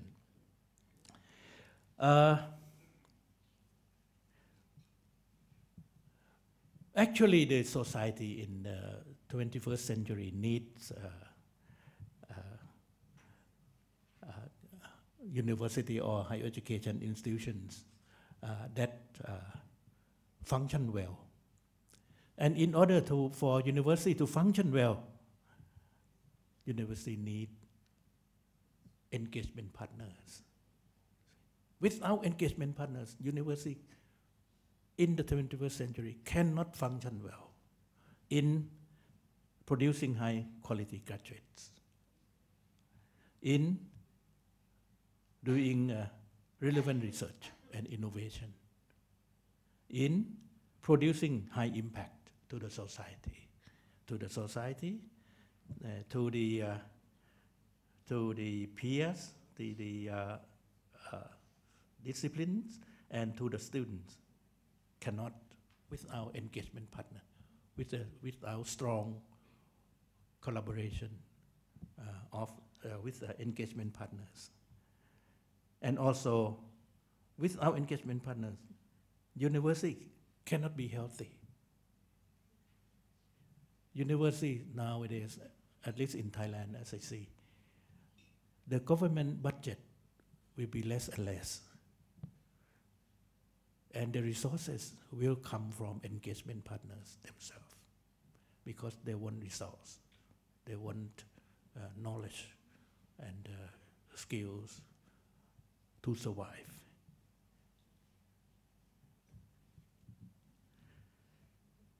Now come to the main message I would like to share, which is the higher education transformation, the platform transformation. The first is a governance transformation, governance and management transformation. Should include policy, strategy, implementation, and measurement and evaluation for community engagement, for the five kinds of engagement mentioned in this conference. It should be included in the annual plan, in the 5-year plan, a 10-year plan, and so on, and evaluation, and then feedback, and then improvement of the performance of the university. Second, function transformation. The most important function transformation is integration of the three functions of producing graduates, of research, and of services. Have to be integrated, not perform in separate anymore. The third is a structural transformation. One very important structural transformation is more or less integration of different faculties, different departments in terms of working. And one very important structural transformation is the community engagement unit, coordinating unit. We should have this. In UK, universities that concentrate on what they call public engagement. They have public engagement coordinating unit, which in some big university with only 3 staff, but they are professional. They work professionally, linking university expertise with the engagement partner need. See, they know both sides. They link both sides, and in that way, the university can approach the engagement partners much better. And educational or learning space transformation. See, learning should be more and more outside of the university, into the engagement partners, more and more.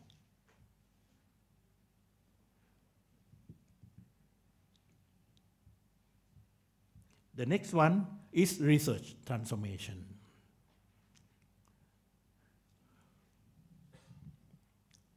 Research should be more innovation-based research, which means the research questions come from the engagement partner. And the engagement partner not only give the research questions, but also give resources, which means not only money, but also manpower. See, they participate in the research itself, in the innovation-led research itself. Because after getting the result of research, they apply it in their business or in their industry. To my experience, Chinese is very skillful in mobilizing or managing or supporting university to do this kind of innovation-led research, which we can call it applied research. And in that sense, the impacts of research must be threefold. Impact to the society, to the peers, that means impact factor, publication, and then research must benefit students as well. Now come to the work structure and workload transformation. University, we have to work more with the engagement partner outside the university walls. Work structure, workload structure, which we use nowadays, is outdated. It's an obstacle for that purpose, as well as the reward system. The reward system nowadays is too much biased towards research results. That's not wrong, but we should have more weight on other aspects, especially the engaged work. There are lots of detail about all these points of transformation. Last Saturday, in the Chiang Mai University Council meeting, we passed 6 new curriculum, and this is one: Masters of Science on Data Science in the Faculty of Engineering. See, it's a Master of Science, but in the Faculty of Engineering, but designed together with the engagement partner, you see. The curriculum itself is formed by consultation with the engagement partner, which are SCB Bank, the bank which I used to be a board member, director for 10 years. Actually, nowadays I'm no more director of SCB, but I still work with them in some area. And also a Japanese company called Murata, and the foundation, and also the very big hospital of the university. See, those are engagement partners. You see the very different engagement partner. The banking sector, I think Murata is industry, right? Industrial engagement partner, the civil society, and also the hospital or university itself. See, all these partners give money, see, for the scholarship, for the full scholarship to the student, and also for the expense of the curriculum. I think this is very good example for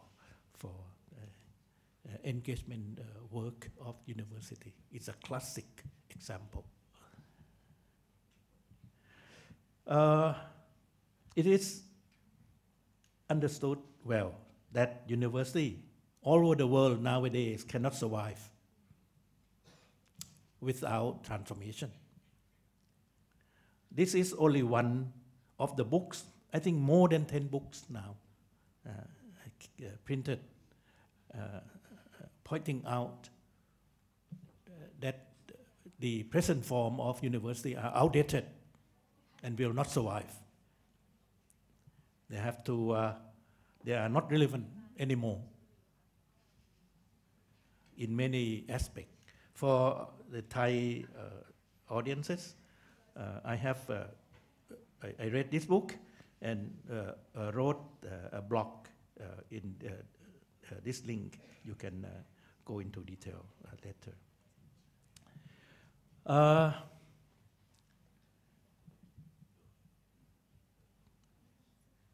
One very important point for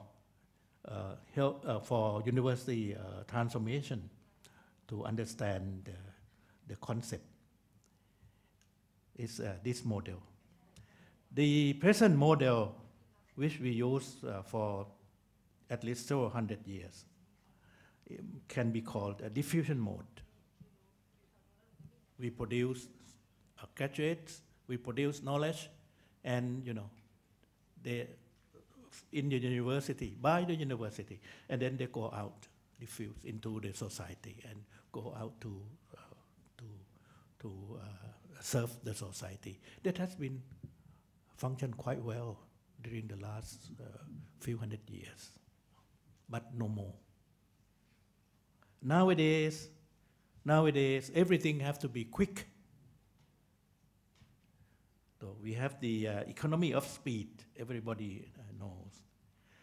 So engagement mode is a must for universities nowadays. And in order to be work in engagement mode, university must be working in a more multidisciplinary, integrated.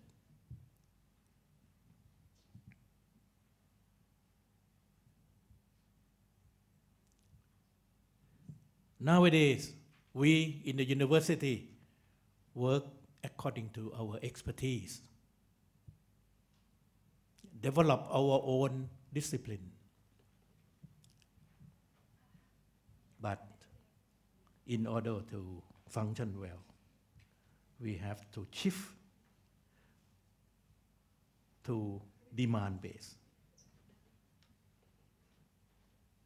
which means that we take the demand side message into consideration and into setting up the platform of work.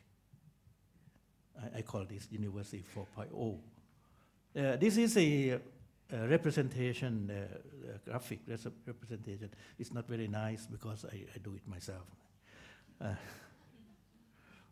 Of the activities in the diffusion mode, the university and the real world are separate. And the university products diffusion in all directions. And some hit the demand side and they adopt it for use.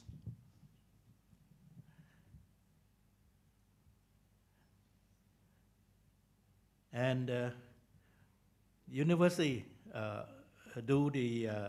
develop the scholarship of discovery as the first one. The scholarship of application is a second. And the scholarship of learning is the third priority. This is what happened nowadays. But in order to survive, university have to move to the engagement partner and do the 3 scholarships in an integrated way. The demand side, the information from the demand side is taken into account, and the university try to respond. But actually, it's not this one-way information. It's kind of dialogue, consultation. So in that way, in the engagement model, we need an area, this shaded area, overlapping area. I call it an area of partnership, in which there's communication, dialogue, and action together. I think this is a platform that we have to develop and use it for the prosperity of the university. And in that sense, the engagement partner also send message from the demand side, and also interact with the academic or university partner for the futuristic and the university, the red part have to work in a very proactive and strategic way of in this area of collaboration. Actually, this area should be more and more overlapping, getting together with many type of engagement partners.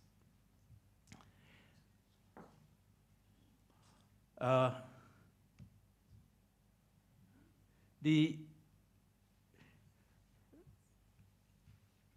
community engagement will enable universities to work in an integrated way.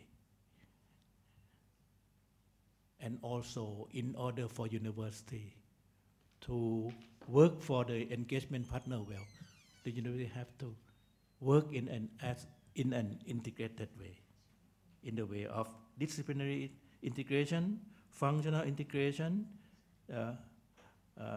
knowledge integration, student learning integration, teachers' role integration, and real-world learning space integration as an integration tool.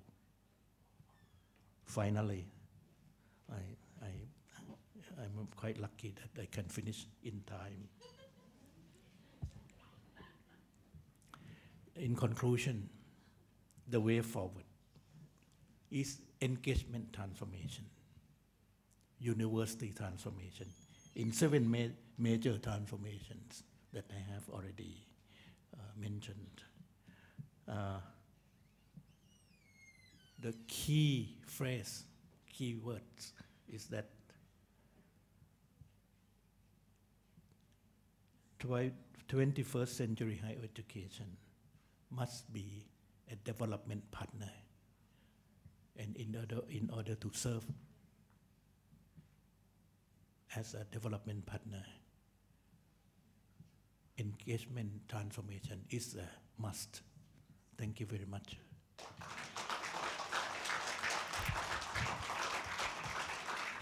Thank you so very much for our keynote speaker, and I hope that all of us will see the next step. How could we transform all the engagement together? And at this moment, I would like to have the floor for the Q&A. If you have any questions or any comments, so please welcome. Have you got any comments or any questions about this part? Well, if not, I would like to invite Professor Dr. Imran Ho Abdullah, the Deputy Vice Chancellor for Industry and Community Partnerships and Chair of the ASEAN University Network, University Social Responsibility and Sustainability Secretariat, to present the token about appreciation to our keynote speaker. So may I invite, yes, Professor Vijan Panich, the member of Chiang Mai University Council, our keynote speaker, to get the token of appreciation from us. Thank you so very much.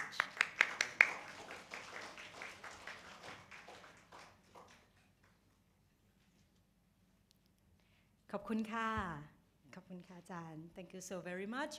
And now, I would like to give the floor to Ms. Alyssa from UKM to continue with the next session. So please welcome. Thank you, MC.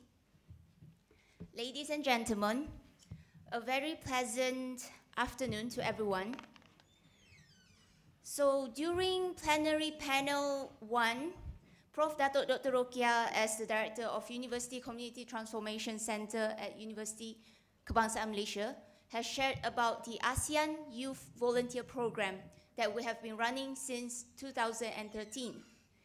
So this year, we are proud to have 2 of our alumni here with us to share about their community engagement project that they have run with the seed funding from the ASEAN Youth Volunteer Program in 2016 and 2017.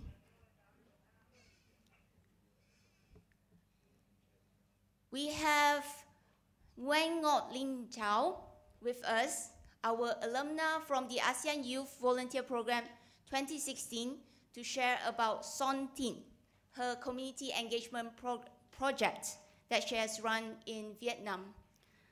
Just to give you a brief introduction about the program, Son Tin project is not only a training program about disaster risk reduction, DRR knowledge and skills, but also support technical solutions for disadvantaged families in prone areas. So I shan't talk too much about it. I'll let Lin Chao to tell us more about it. So without further ado, let us put our hands together to welcome Nguyen Ngot Lin Chao.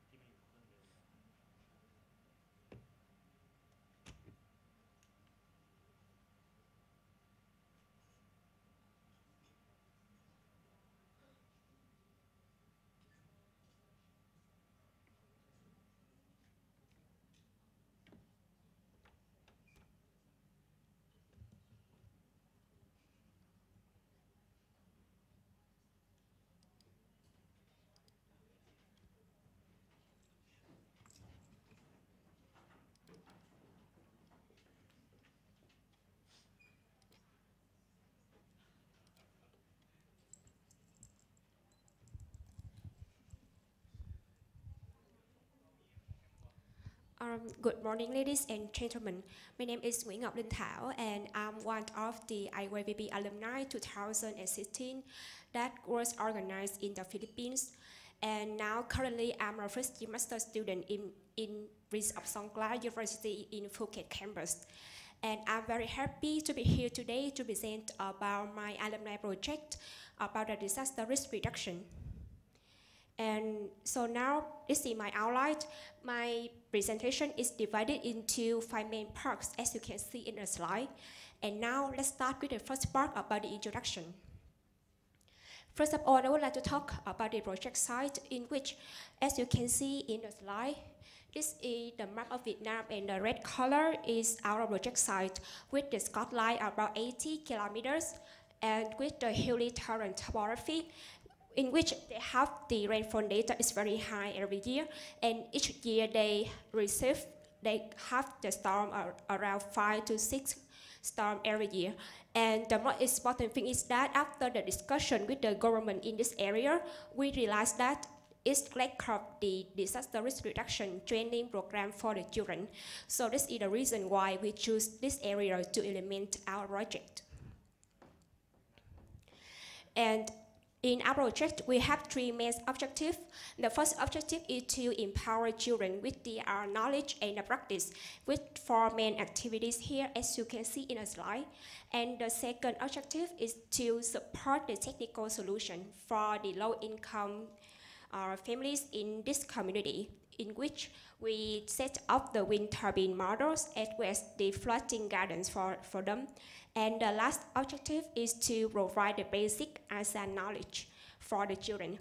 Because as the IYVB alumni, we realized that it's a golden opportunity for us to study in the ASEAN environment. So that's why we would like, we provide the ASEAN knowledge for the children to them to have the awareness about the ASEAN community. So in the future, they can join the exchange program, not only to receive the knowledge for themselves, but also to back to Vietnam to have their community. And we have 2 main targets. The first one is 50 primary school students and 5 teachers. We invited 5 teachers to join our project in order to sustain our project after we finish it. Like they can explain it, they can promote to other teachers in this school and as well as in other schools in this community. And the second target is about 6 poor families, in which we provide to them the wind turbine model, as you can see here. So now let's move on to the next part, is about what we did, and let's go more detail about each activities. The first one is about the DRR knowledge, because our target is to work with the children. So we apply the funny activities for the children in order to deliver the knowledge in easier way. And the first activity is about the playground activity, in which we gave to them the random situation about the disaster and ask them to give the response, the solution in the reality. The next part is about the body mapping, and in this knowledge that our alumni have chance to learn in the Philippines. So we realized that from this one, as we can see, the students will draw their body here, and each body part will have the reflection to help them to recall about their memory about the disaster in the past. Like for the eyes, it would be asked like, what did they see in the disaster? And in the heart, it means what did they feel in the disaster in the past? Moreover, for the hazard mapping, because the school is one of the most important evacuation centers in this community, so that's why we want them to know which one is the safest place to evacuate during the disaster and which place is the dangerous places. So as we can see in this picture, the blue tick is for the safety places, and for the red one is for the dangerous places. So they can identify and have the quick response when the disaster comes. The next part, we not only provide the basic DAR knowledge for the student, but also provide them the practical sessions in which the CPR lecture is provided. And in this session, we invite the volunteer from the medical university in our home country to give them the CPR knowledge as well as the bandage skill for them to have the skill when the disaster comes. Moreover, we realized that it has a very close relationship between the environmental degradation and the disaster. So that's why we would like to raise awareness for the students about the environmental protection. And at the first time, we asked the children to draw about an ideal environmental in their eyes. And after that, we asked them what would happen if the environment wouldn't be protected in the future, and then give to them the suitable solution for them to work in the edge as the first visible. The solution is about the recycled product. So they will use the plastic bottle to do the recycles to be the pencil case or the flower vase. And the next part is about the providing technical solution for the children, for the community. And because this area always, their garden always be immersed in the water when the flood comes. So that's why we think about this solution to maintain the garden when the water level increase. And the next part is about the wind turbine models, as you can see here. During the disaster, the electricity will be cut, and it will be difficult for the citizen to live during that time. So that's why we think about using an alternative energy source for them to apply in the disaster. It means we base on the wind energy and the solar energy. And the last activity is about the ASEAN awareness. We provide the knowledge about the number of countries in the ASEAN as well as the country flag identification in order to let them have the basic knowledge about the ASEAN countries. And now let's move on to the outcome. Until now, we have done with the 2 evaluation times. The first time is right after finish the training, and after 6 months, we came back there to do the evaluation. And this is our result.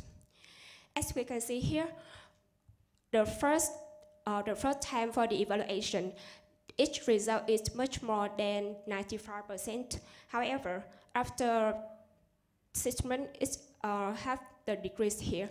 Because for the disaster response, it at that time, I asked them to respond when the disaster comes, but it took quite a long time for them to respond, so that's why the result here is decreased. Next one is about the CPR knowledge. We can see the decrease here. The reason here is that because the CPR knowledge, when we teach them, we don't have enough time for them to do practice in many times, so that's why they cannot remember clearly about step by step in the CPR knowledge. But about the environmental awareness, we're very happy to know that 100% of students have clear action about the environmental protection, and mostly it's about the recycle plastic bottle, throw trash in a suitable places, and turn off lights after using. And this is the outcome of the ASEAN awareness. It shows the decrease, but the overall result is higher 85%. And here's our project impact. For the first target is 50 students in that area. They gain the solid knowledge as well as share to their friends and their families, and they can remember 10 ASEAN country flags. And at the end, they wish to study more about DRR knowledge, as well as they said that they want to have more time and want to add more DRR knowledge about in their curriculum to study in their school. Moreover, for the 6 low-income households, when we back to discuss with them after 6 months, they said that their bill payment is reduced every month due to use the alternative energy source. And they also had the electricity shocks to use during the storm. And last but not least, about the impact on the communities, they understood about the importance of the disaster risk reduction preparedness, as well as they realized the benefits of using the green energy, such as the wind energy and the solar energy. And next, I would like to talk about the difficulties of our project. The first one is about the legal registration, because our project is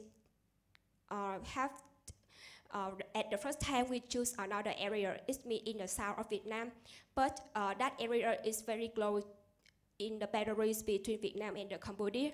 So it's hard for us to implement the project here. So after that, we have to move on to the coastal area to implement the project. And next one is about the wind turbine material transportation, because it have a lot of material and we have to deliver from the south Vietnam. So in the north of Vietnam, so that's why it took a long time and cost lots of money to transport this material. And next one is about working with children and the time limitation. And the last part is about the wind turbine models, because last year that area have the strong typhoon damage, and this wind turbine model have the low resistance under that typhoon. And after that, we realized that we have to set up, we have to change the bladder into the high resistant material. And that brings me to the conclusion. The first part is successful empower students with their skill and the environmental knowledge. And the second one is change the bladder of the wind turbine model into high resistant material. And the last one is about the project sustainability, that we provided the leaflet and the floating backpack for the children. And this is the picture. For the leaflet, because we would like, we want to recall their memories about our deliver knowledge. So that's why we designed the leaflet for them to have, and they can stick everywhere in their home or can keep it. So we summarize our knowledge for them so they can easy to remember. And for the fasting backpack, this one can contain their textbook, their pencil case, something, their stationery, something like that, and it can be floated in the water, so they can combine two of them to go to school and will be more secure during the disaster. And that brings me to the end of my presentation. Thank you for your attention.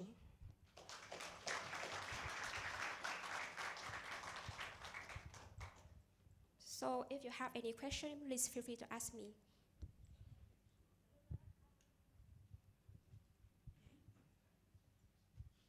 Anyone have any questions that you would like to ask Ms. Ngop? No. So, would you like to share the video of your project?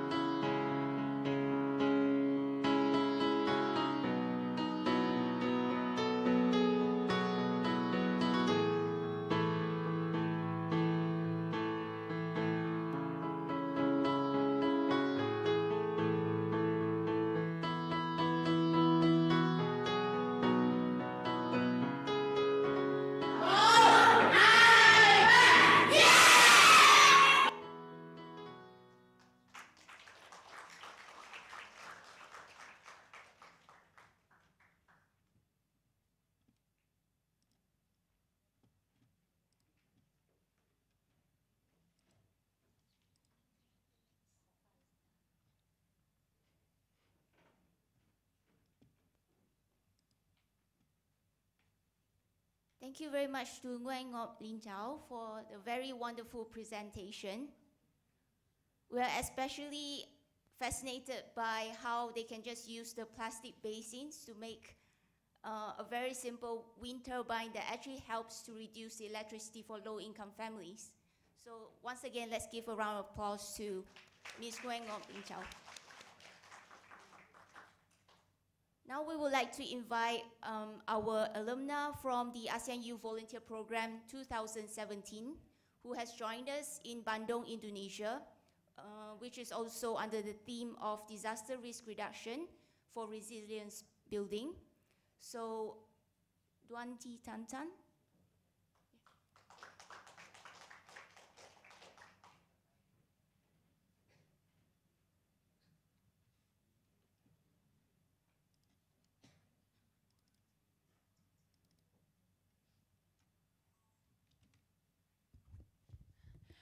Good morning, ladies and gentlemen. My name is Thanh Dong, and I'm from Vietnam. So, as being introduced, I'm an alumna of ASEAN Youth Volunteer Program. And today, I'm honored to be here to share with you about the project which was implemented in the Central Highlands of Vietnam. So this is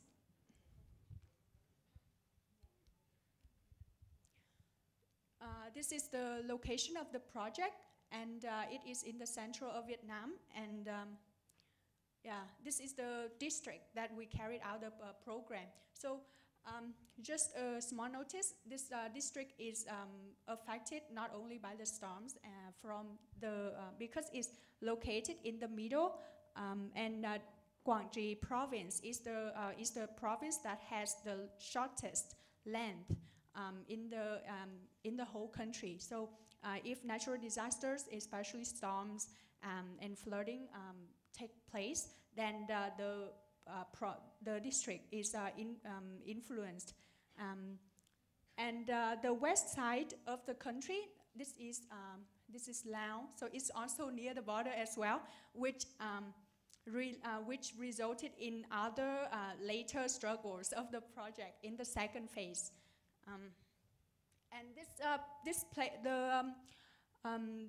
the majority of the population here are not Kinh. So Kinh takes accounts for 80% of the population, and people who live in Đắk Rông district are mainly ethnic minority groups known as Ru Vân Kiều. So the common language that are taught in Vietnam is not in official education system, is not their native language, which also resulted in another struggle later.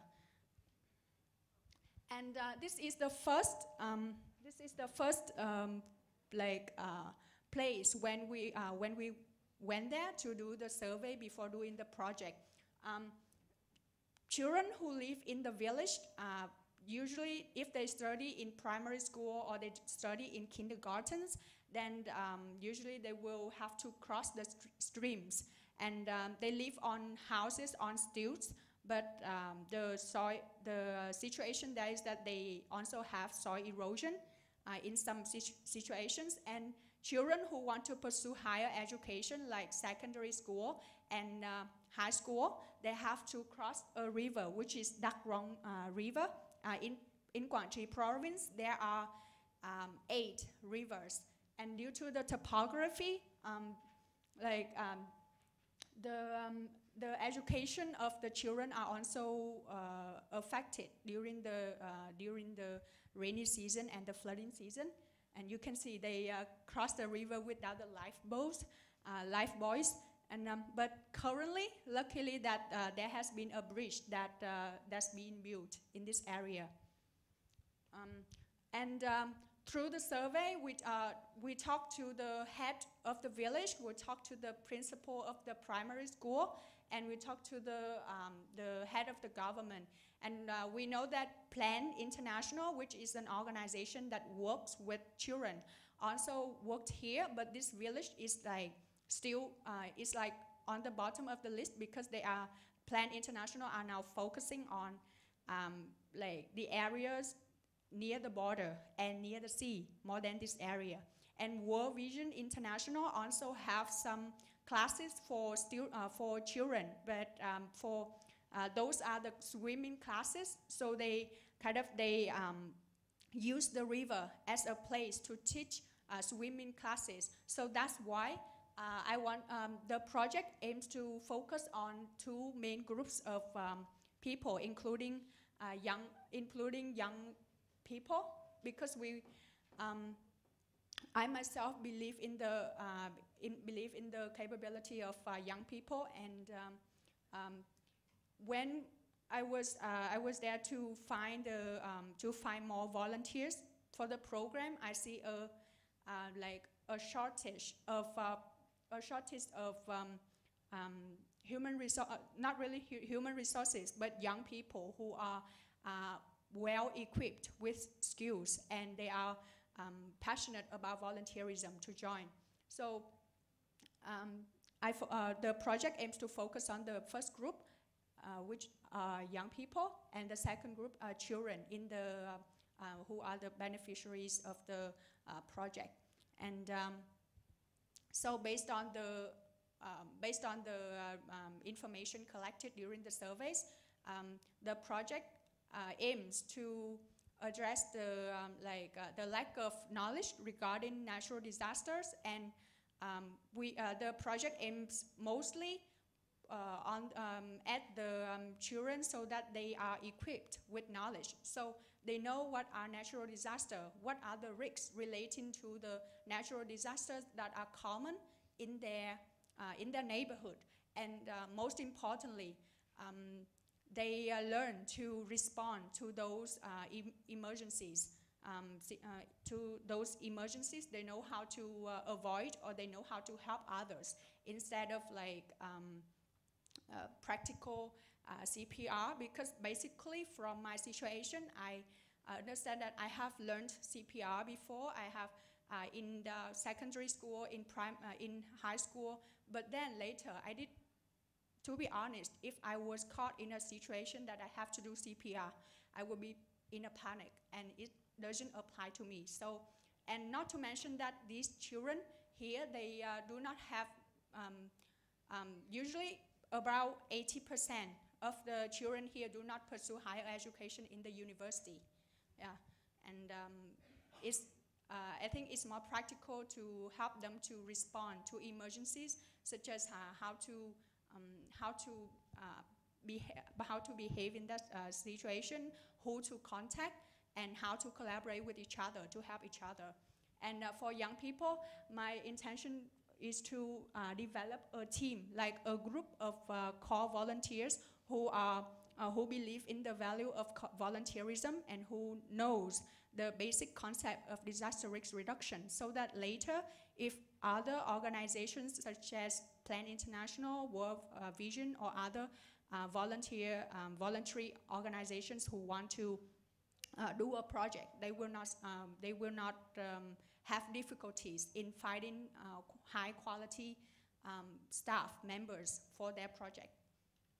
And so my project has two main activities, including a training course as we focus on the young people. So the second activity is for a 2-day event for children. And for young volunteers, it is a training course of more than 8 sessions, focuses on DRR, on fundamental first aid, and most importantly, the volunteers will learn to organize activities like experiential learning for children through facilitating. So they learn from education specialists who often work with children on disaster risk reduction, to carry out the activity. And for children, they learn through games. And from what I heard from the children is that, in the class it's not fun. It's only fun outside the class. So that's why from the beginning of the project, we want to make it fun and make it educational so that they learn through playing and they learn through games. We have a set of cards which is called Don't Be Afraid of Disasters, designed by Live and Learn. And we also have another game which is Riskland Games. I think this is quite popular and it's also translated into Vietnamese as well.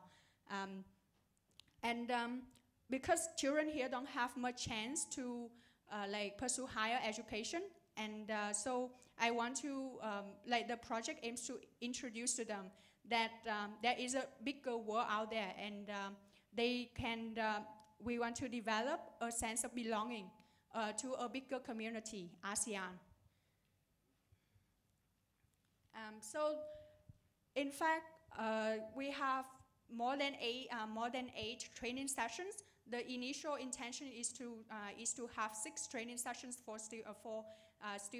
students who are our core volunteers. But then we realized that because they didn't have the base in advance, so they need more chance to practice. So we extend the sessions so that they have more chance to learn through practicing. And we successfully delivered more than 80% of the curriculum to the children due to some factors. And we have, at first we intend to have 20 volunteers in the group, but then we had 26 volunteers. And at first we intended to have 100 children for the second phase, but then we have only more than 32 children who can join. And although the project didn't reach many children, but I'm proud to say that like the project did empower a group of young people, and they after the project they keep asking like when is the next time like for more voluntary activities. Yeah.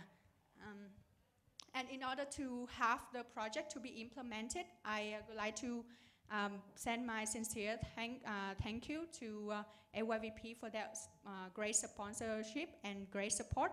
And we also received the support from Live and Learn and the guidance from Plan International. Yeah. Thank you for listening.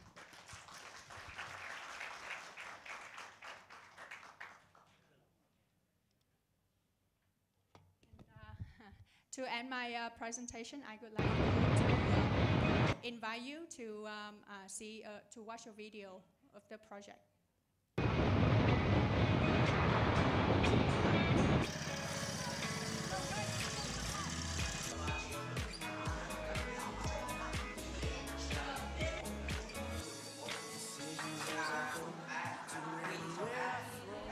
Sometimes I believe, at times I wish you know.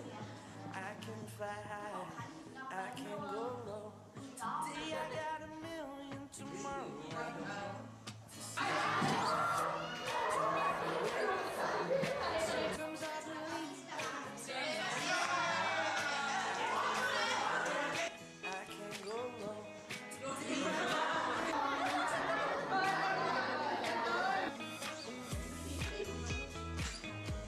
Chị đọc cái sao em lên.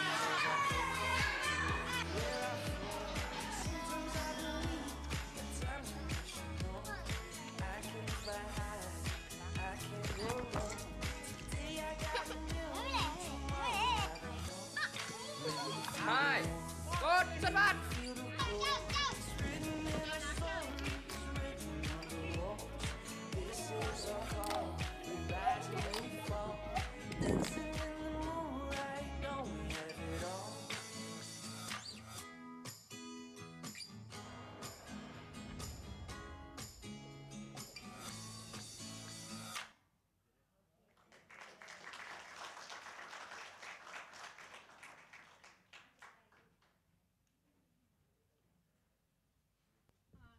So thank you for listening and paying attention to the presentation of me and Thao. And again, I would like to send our deepest thank you and for the great support from UKM. Thank you very much, Tuan T Tan Tan. So I will return the mic to Miss MC. Thank you so much. And now we are here for one of the most important moments for our conference, which is the closing award ceremonies and also the distribution of the certificates. So as you have seen, we have so many parallel discussion presentations. And of course, it's now the time to announce who's going to be the winner of the Base Abstract Awards. Well, let's wait for the PowerPoint a little bit because we need to show. Okay, here we are. And of course, as you know, there are 9 themes, okay, of this conference.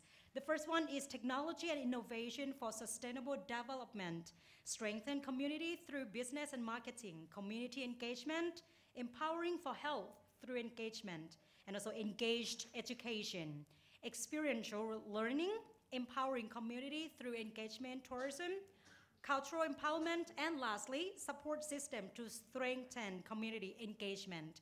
And without further ado, may I invite our chair, Associate Professor Dr. Awan Opat Patanakit, to present, the certificates to the Base Paper Award winners.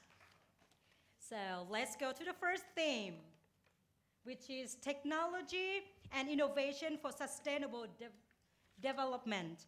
And the winner, the first one, Dr. Nattawan Yot Wattana. Congratulations. And this is the name of her work. Congratulations.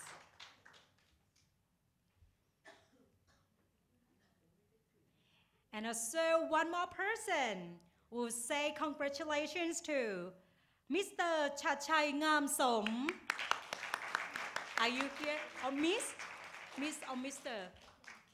Oh, this is the representative. Congratulations, the representative. Okay.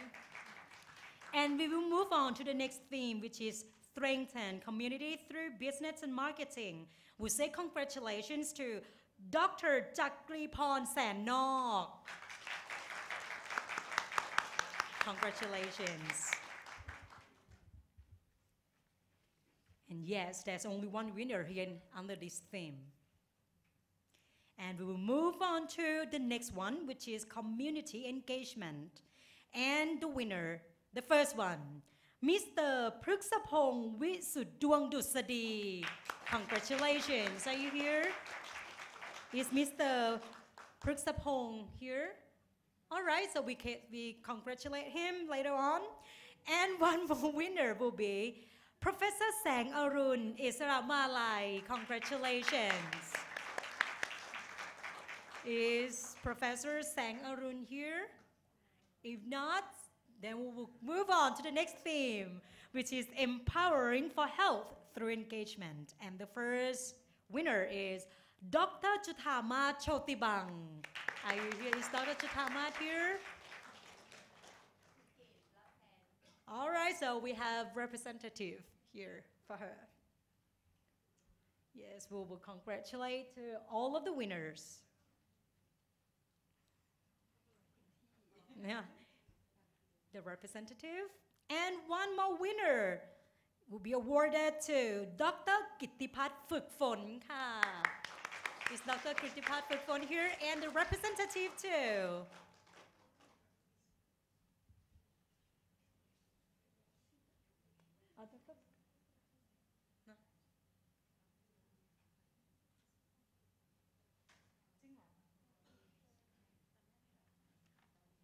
All right, seems like there are 3 winners here because, up there and my list, I'm not the same, so that's fine. So we'll go to Dr. Kitipat Phukphon again, but congratulations to Dr. Pachari. Congratulations. So is Dr. Kitipat here? If not, please show his name, and we will move on to the next theme, which is the engaged education. And the winner is Assistant Professor Alisha Tirojananon.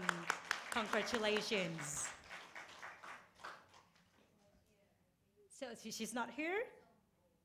Okay, all right. And also, we will say congratulations to Miss Noor Asrin Masladi. Are you here? Miss Noor Asrin?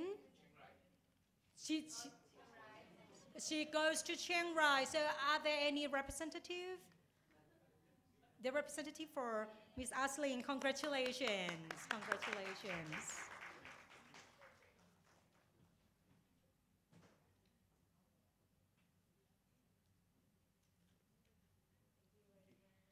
And also we'll say congratulations to the next theme, which is experiential learning theme. And the first winner is Dr. Noraini Yusuf. Also to Chiang Rai. Okay, we need representative, yes.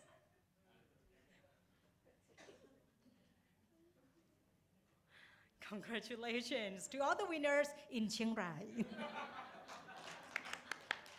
And then one more person is Dr. Anusan Pramsuwan. Congratulations. Dr. Anusan, are you here? No, if not, we'll move to the last, no, not the last theme yet, the next one, the empowering community through engagement tourism. And the winner is Dr. Shitnarong Siri Sathit Kun. Congratulations. Is he here? No. All right, we say congratulations anyway. And we move on to the next theme. It is cultural empowerment. And the winner is Dr. Ampon Chayomchai. Is Dr. Ampon here? Congratulations. And here he is.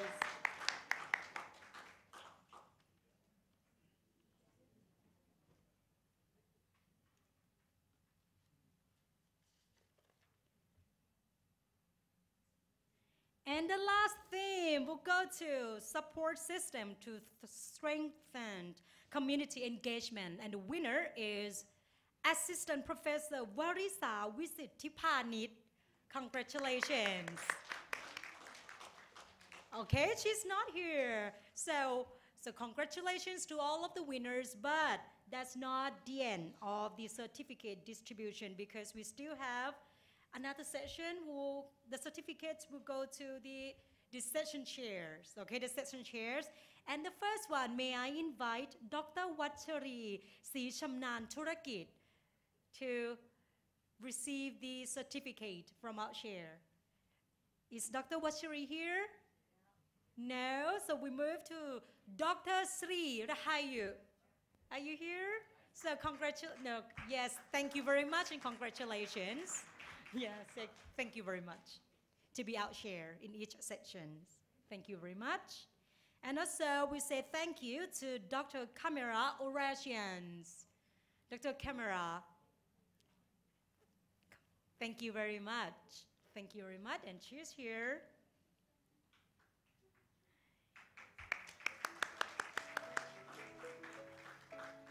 And also the next person, we say thank you to Dr. Sri Suhatini. Dr. Sri Suhatini, thank you. Thank you for your effort and contribution. And so please, Dr. Sri Suhatini. And Dr. Nattasit Sinurak, thank you very much. Dr. Nattasit Ka. Okay, he's not here. And we say thank you to Professor Sang Arun Isara Malai. Yes, I remember. Yes, she's went back home. Dr. Jutama Chotibang is also not here. Dr. Adilia Ali, thank you very much. Dr. Adilia Ali, and thank you very much, Professor. She has so many names. Thank you very much. And we say thank you to Dr. Dennis Batangan. Thank you very much. Dr. Dennis, is Dr. Dennis here? Thank you.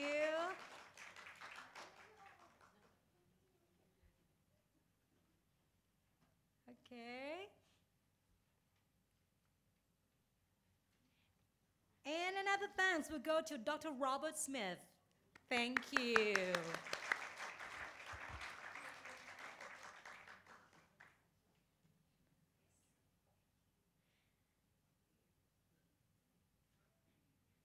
And also Dr. Nopadon Manitian.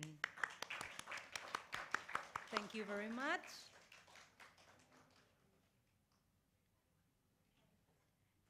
Representative.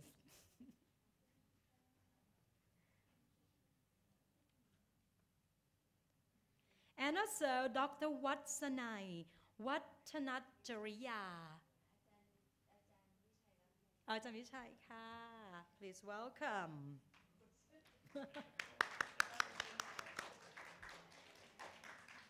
And we say thanks to Dr. Pornpan K. Makunasai.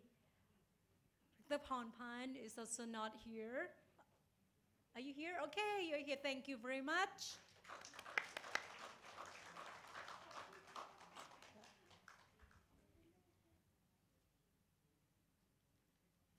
And the last person will say thank you to Professor Sandra May Formato for your contribution. Thank you very much.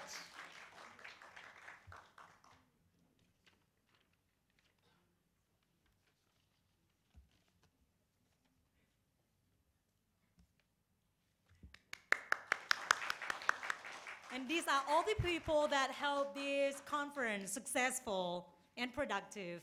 But the last but not least, the chair ka, could you still remember? Because our chair will have a few words to say and to talk with us.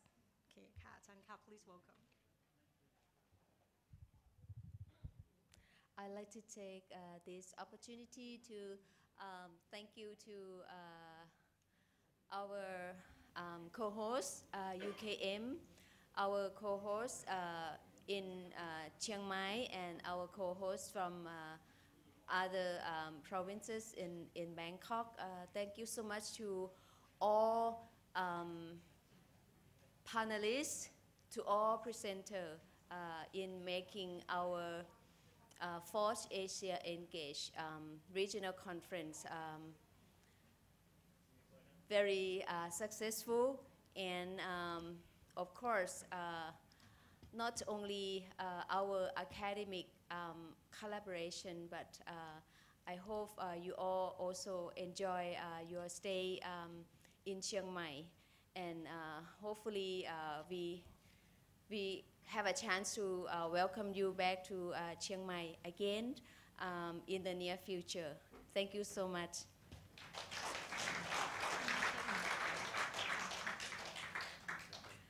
May I take this opportunity to invite Professor Imran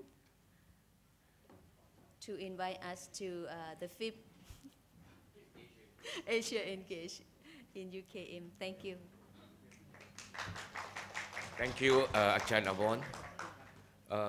Can I just say on behalf of the ASEAN University Network, University Social Responsibility and Sustainability Subthematic Network, to thank Chiang Mai University and all the wonderful organizers for the 4th ASIAENGAGE, along with our 18 partners from the northern region of Thailand. Now, give them a big round of applause. Thank you. They've been working very hard. And of course, Professor Rokia and the team at UCTC. But the final presentation just now by the two AYVP proved the point that Dr. Wichan was saying about students being co-creator in terms of carrying forward community engagement. Now, I'm one of the a few person in this room that have actually attended ASIAENGAGE 1, 2, 3, and 4. The first one was in Kuala Lumpur, the second one was in Bali, the third one was in Philippines, in Manila, and the fourth one in Chiang Mai. So this will be the 5th ASIAENGAGE, and the there is a short video presentation, right, Dr. Rukia? So we'll show the, I hope to see all of you at the 5th Asia Engage. But one point, the Asia Engage has grown from strength to strength. We started with 80 papers. Now, in this conference, we have the most number of papers, 153. Congratulations. Not only that, the quality of the papers have actually goes from strength to strength. That means university, community, and public engagement is really becoming very important for all of us. So it is a role that the thematic network wants to promote. Thank you.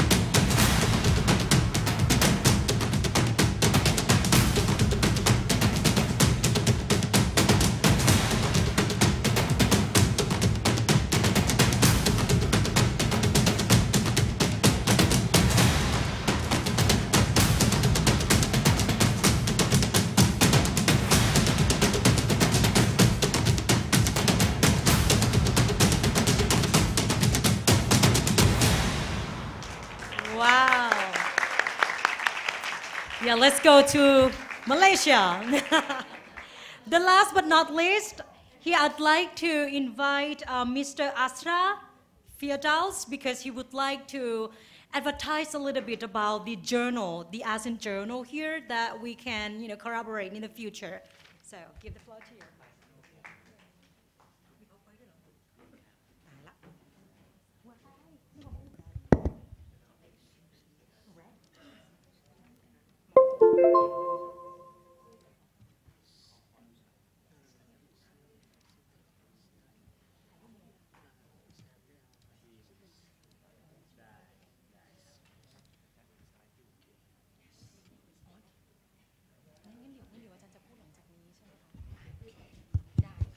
Good afternoon, ladies and gentlemen. I'm for the last presentation for this advertisement of our journal. I will be glad to this information about our journal is one of the publication for this ASIAENGAGE conference. And on behalf of Chief Editor of mine, Dr. Hedis Herdiansyah, he will not be attend for this ASIAENGAGE conference. For the journal this journal is a biannual refer journal concerned with the practice and process of community engagement. For this journal is built by members of ASEAN University Network. Most of them is from ASEAN country in the editorial board. And the community engagement is based on ASEAN area, even though the other is not from ASEAN country. This ASEAN country as a development country that have higher complexity, they become one of the crucial issue. For this journal is published by Universitas Indonesia, which is cooperated with AUN and UKM. This journal provides an opportunity to share detailed insights from different understandings and practices associated with community services. And the paper on this journal is based on original research related to community engagement program. Here is one of the example of the paper, Form of the Community Engagement. The title is The Effect of Deworming Using Triple Dose Albendazole on Nutritional Status of Children in Perobatan Village, Southwest Sumba, Indonesia. This is some picture of the community engagement. And focus and scope for this journal is on community engaged program and apply science in community to advance theories, research, and practice related to outreach and engagement. Community engagement means service to society, applying science and technology, increasing the capacity of society and community empowerment. The journal draws on existing issues from those varieties of fields, highlighting innovation of community empowerment, reporting on community-based research, improving the knowledge and practices. This is the most important for the participant who has a chance for this ASIAENGAGE. We would like to invite you to submit your journal, your article journal to our journal. First of all, it is introduction. Why you, in this section, you must insert why your article, why your research, or why your community engagement is written for this article. Then you can formulation for the problems of your community engagement or your research purpose of the studies. And then you continue to give a methods, location, and time of the research. And then number 3 is result and discussion. You can input the result of your community engagement program, and you can analysis with the theory you use. And then for the conclusion, is maximum for 2 paragraphs. Acknowledgement, if any non-governmental organization that you funded for this article. And then reference is in the last 5 until 2 years.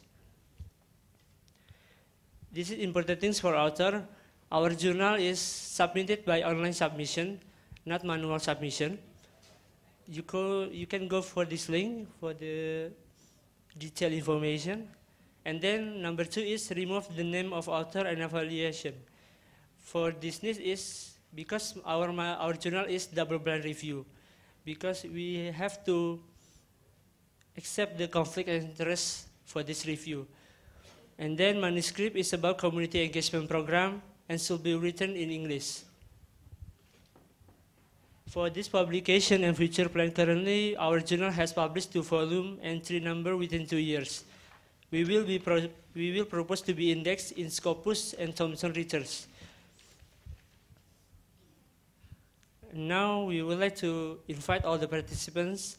It seems like there is approximately 150 papers for this ASIAENGAGE, and we would like to invite you all participants to submit your article to our journal. Thank you so much. Thank you very much. And yes, I'd like to make just a few announcements before we leave for lunch. So for community tour this afternoon, so please wait at the first floor, at the lobby here, at the first floor, at 1 p.m. 1:15, since we might be late. So at 1:15. So if you would like, if you are registered for the community tour, so please be here at 1:15 at the lobby. And Ajahn Awar will have the very last word. Very last word. So please welcome. Apart from ASEAN Journal of Community Engagement,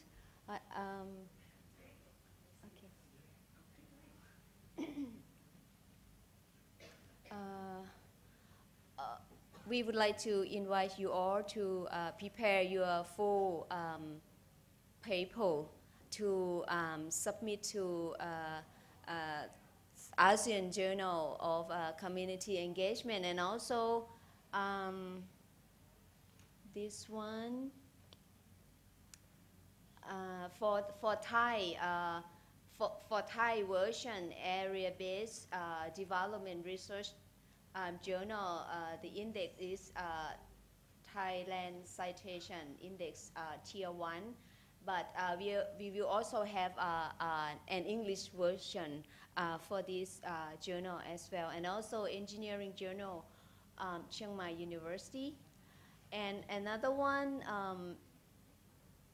is Chiang Mai University Journal of Social Science and Humanities, based on ISI index. So please welcome to prepare your full paper.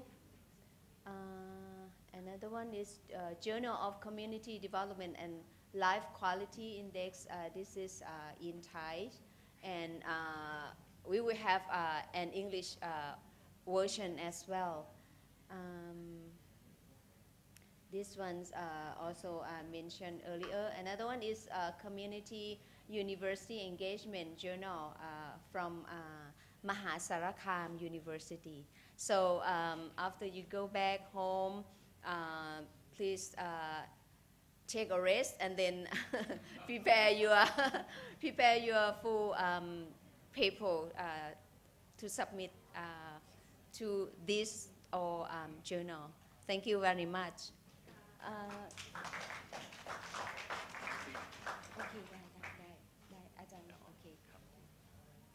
So you can look for information from the website. We already have that information on the website, and there are links that you can go into the journal web page directly. And this is the time frame that we have. It's a tentative time frame that in February next year we're going to call for full papers, and hope that by May we start reviewing the paper, and we should have some result so we will not be the person who judge whether or not your paper will be accepted, but we are going to collaborate with the journal editor, and then we try to have journal editor announce so which paper will be that you submitted will be selected. So by the end of September we should have the first review result, and hopefully by February next year the publication should be available. Okay. It might be a bit longer, but we have to go through the system of reviewing according to the standard. And important notice is, I think we also have to aware that we are collaborating with the editor-in-chief of several journals. Maybe not all of them would like to have special issue. Maybe some of them will have special issue. Therefore, there might be a limited number of papers that will be published in one special issue. But since we already know that this conference we have more than 100 abstracts submitted, therefore it's likely that we're going to have lots of full papers submitted through many journals. So please keep in mind that the quality of your paper is very important, and the paper have to be consistent with the aim and scope of the journal as well. So this is just a reminder. So like we already have seen presentation from this journal, then you please go to the website and then look at the information on the scope of the journal. And for Thai journal, there are version of Thai, and some journal they might have an English version mixed with the Thai version as well. So for the ASR, this might be one of the journal that many author is aiming to submit to. So this ASR has been indexed in the index database, and we going to have the ISI index coming soon. So we are now in the emerging index of the website version. Okay. So that's all for the last that they added.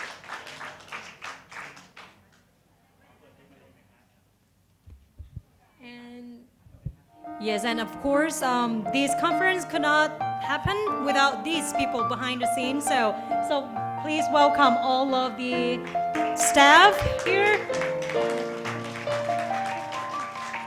Yes, please welcome all of them. So as you know, they work really hard, even before the conference, during the conference, and of course after the conference. So these are the faces of the people who are behind us, who are behind this conference.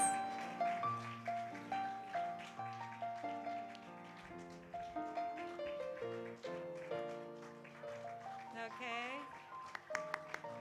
Yeah, so actually I don't have to tell you to give them a big round of applause, but you did. So thank you very much. And of course,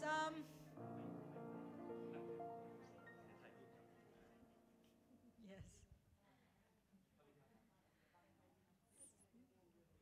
And they are still smiling.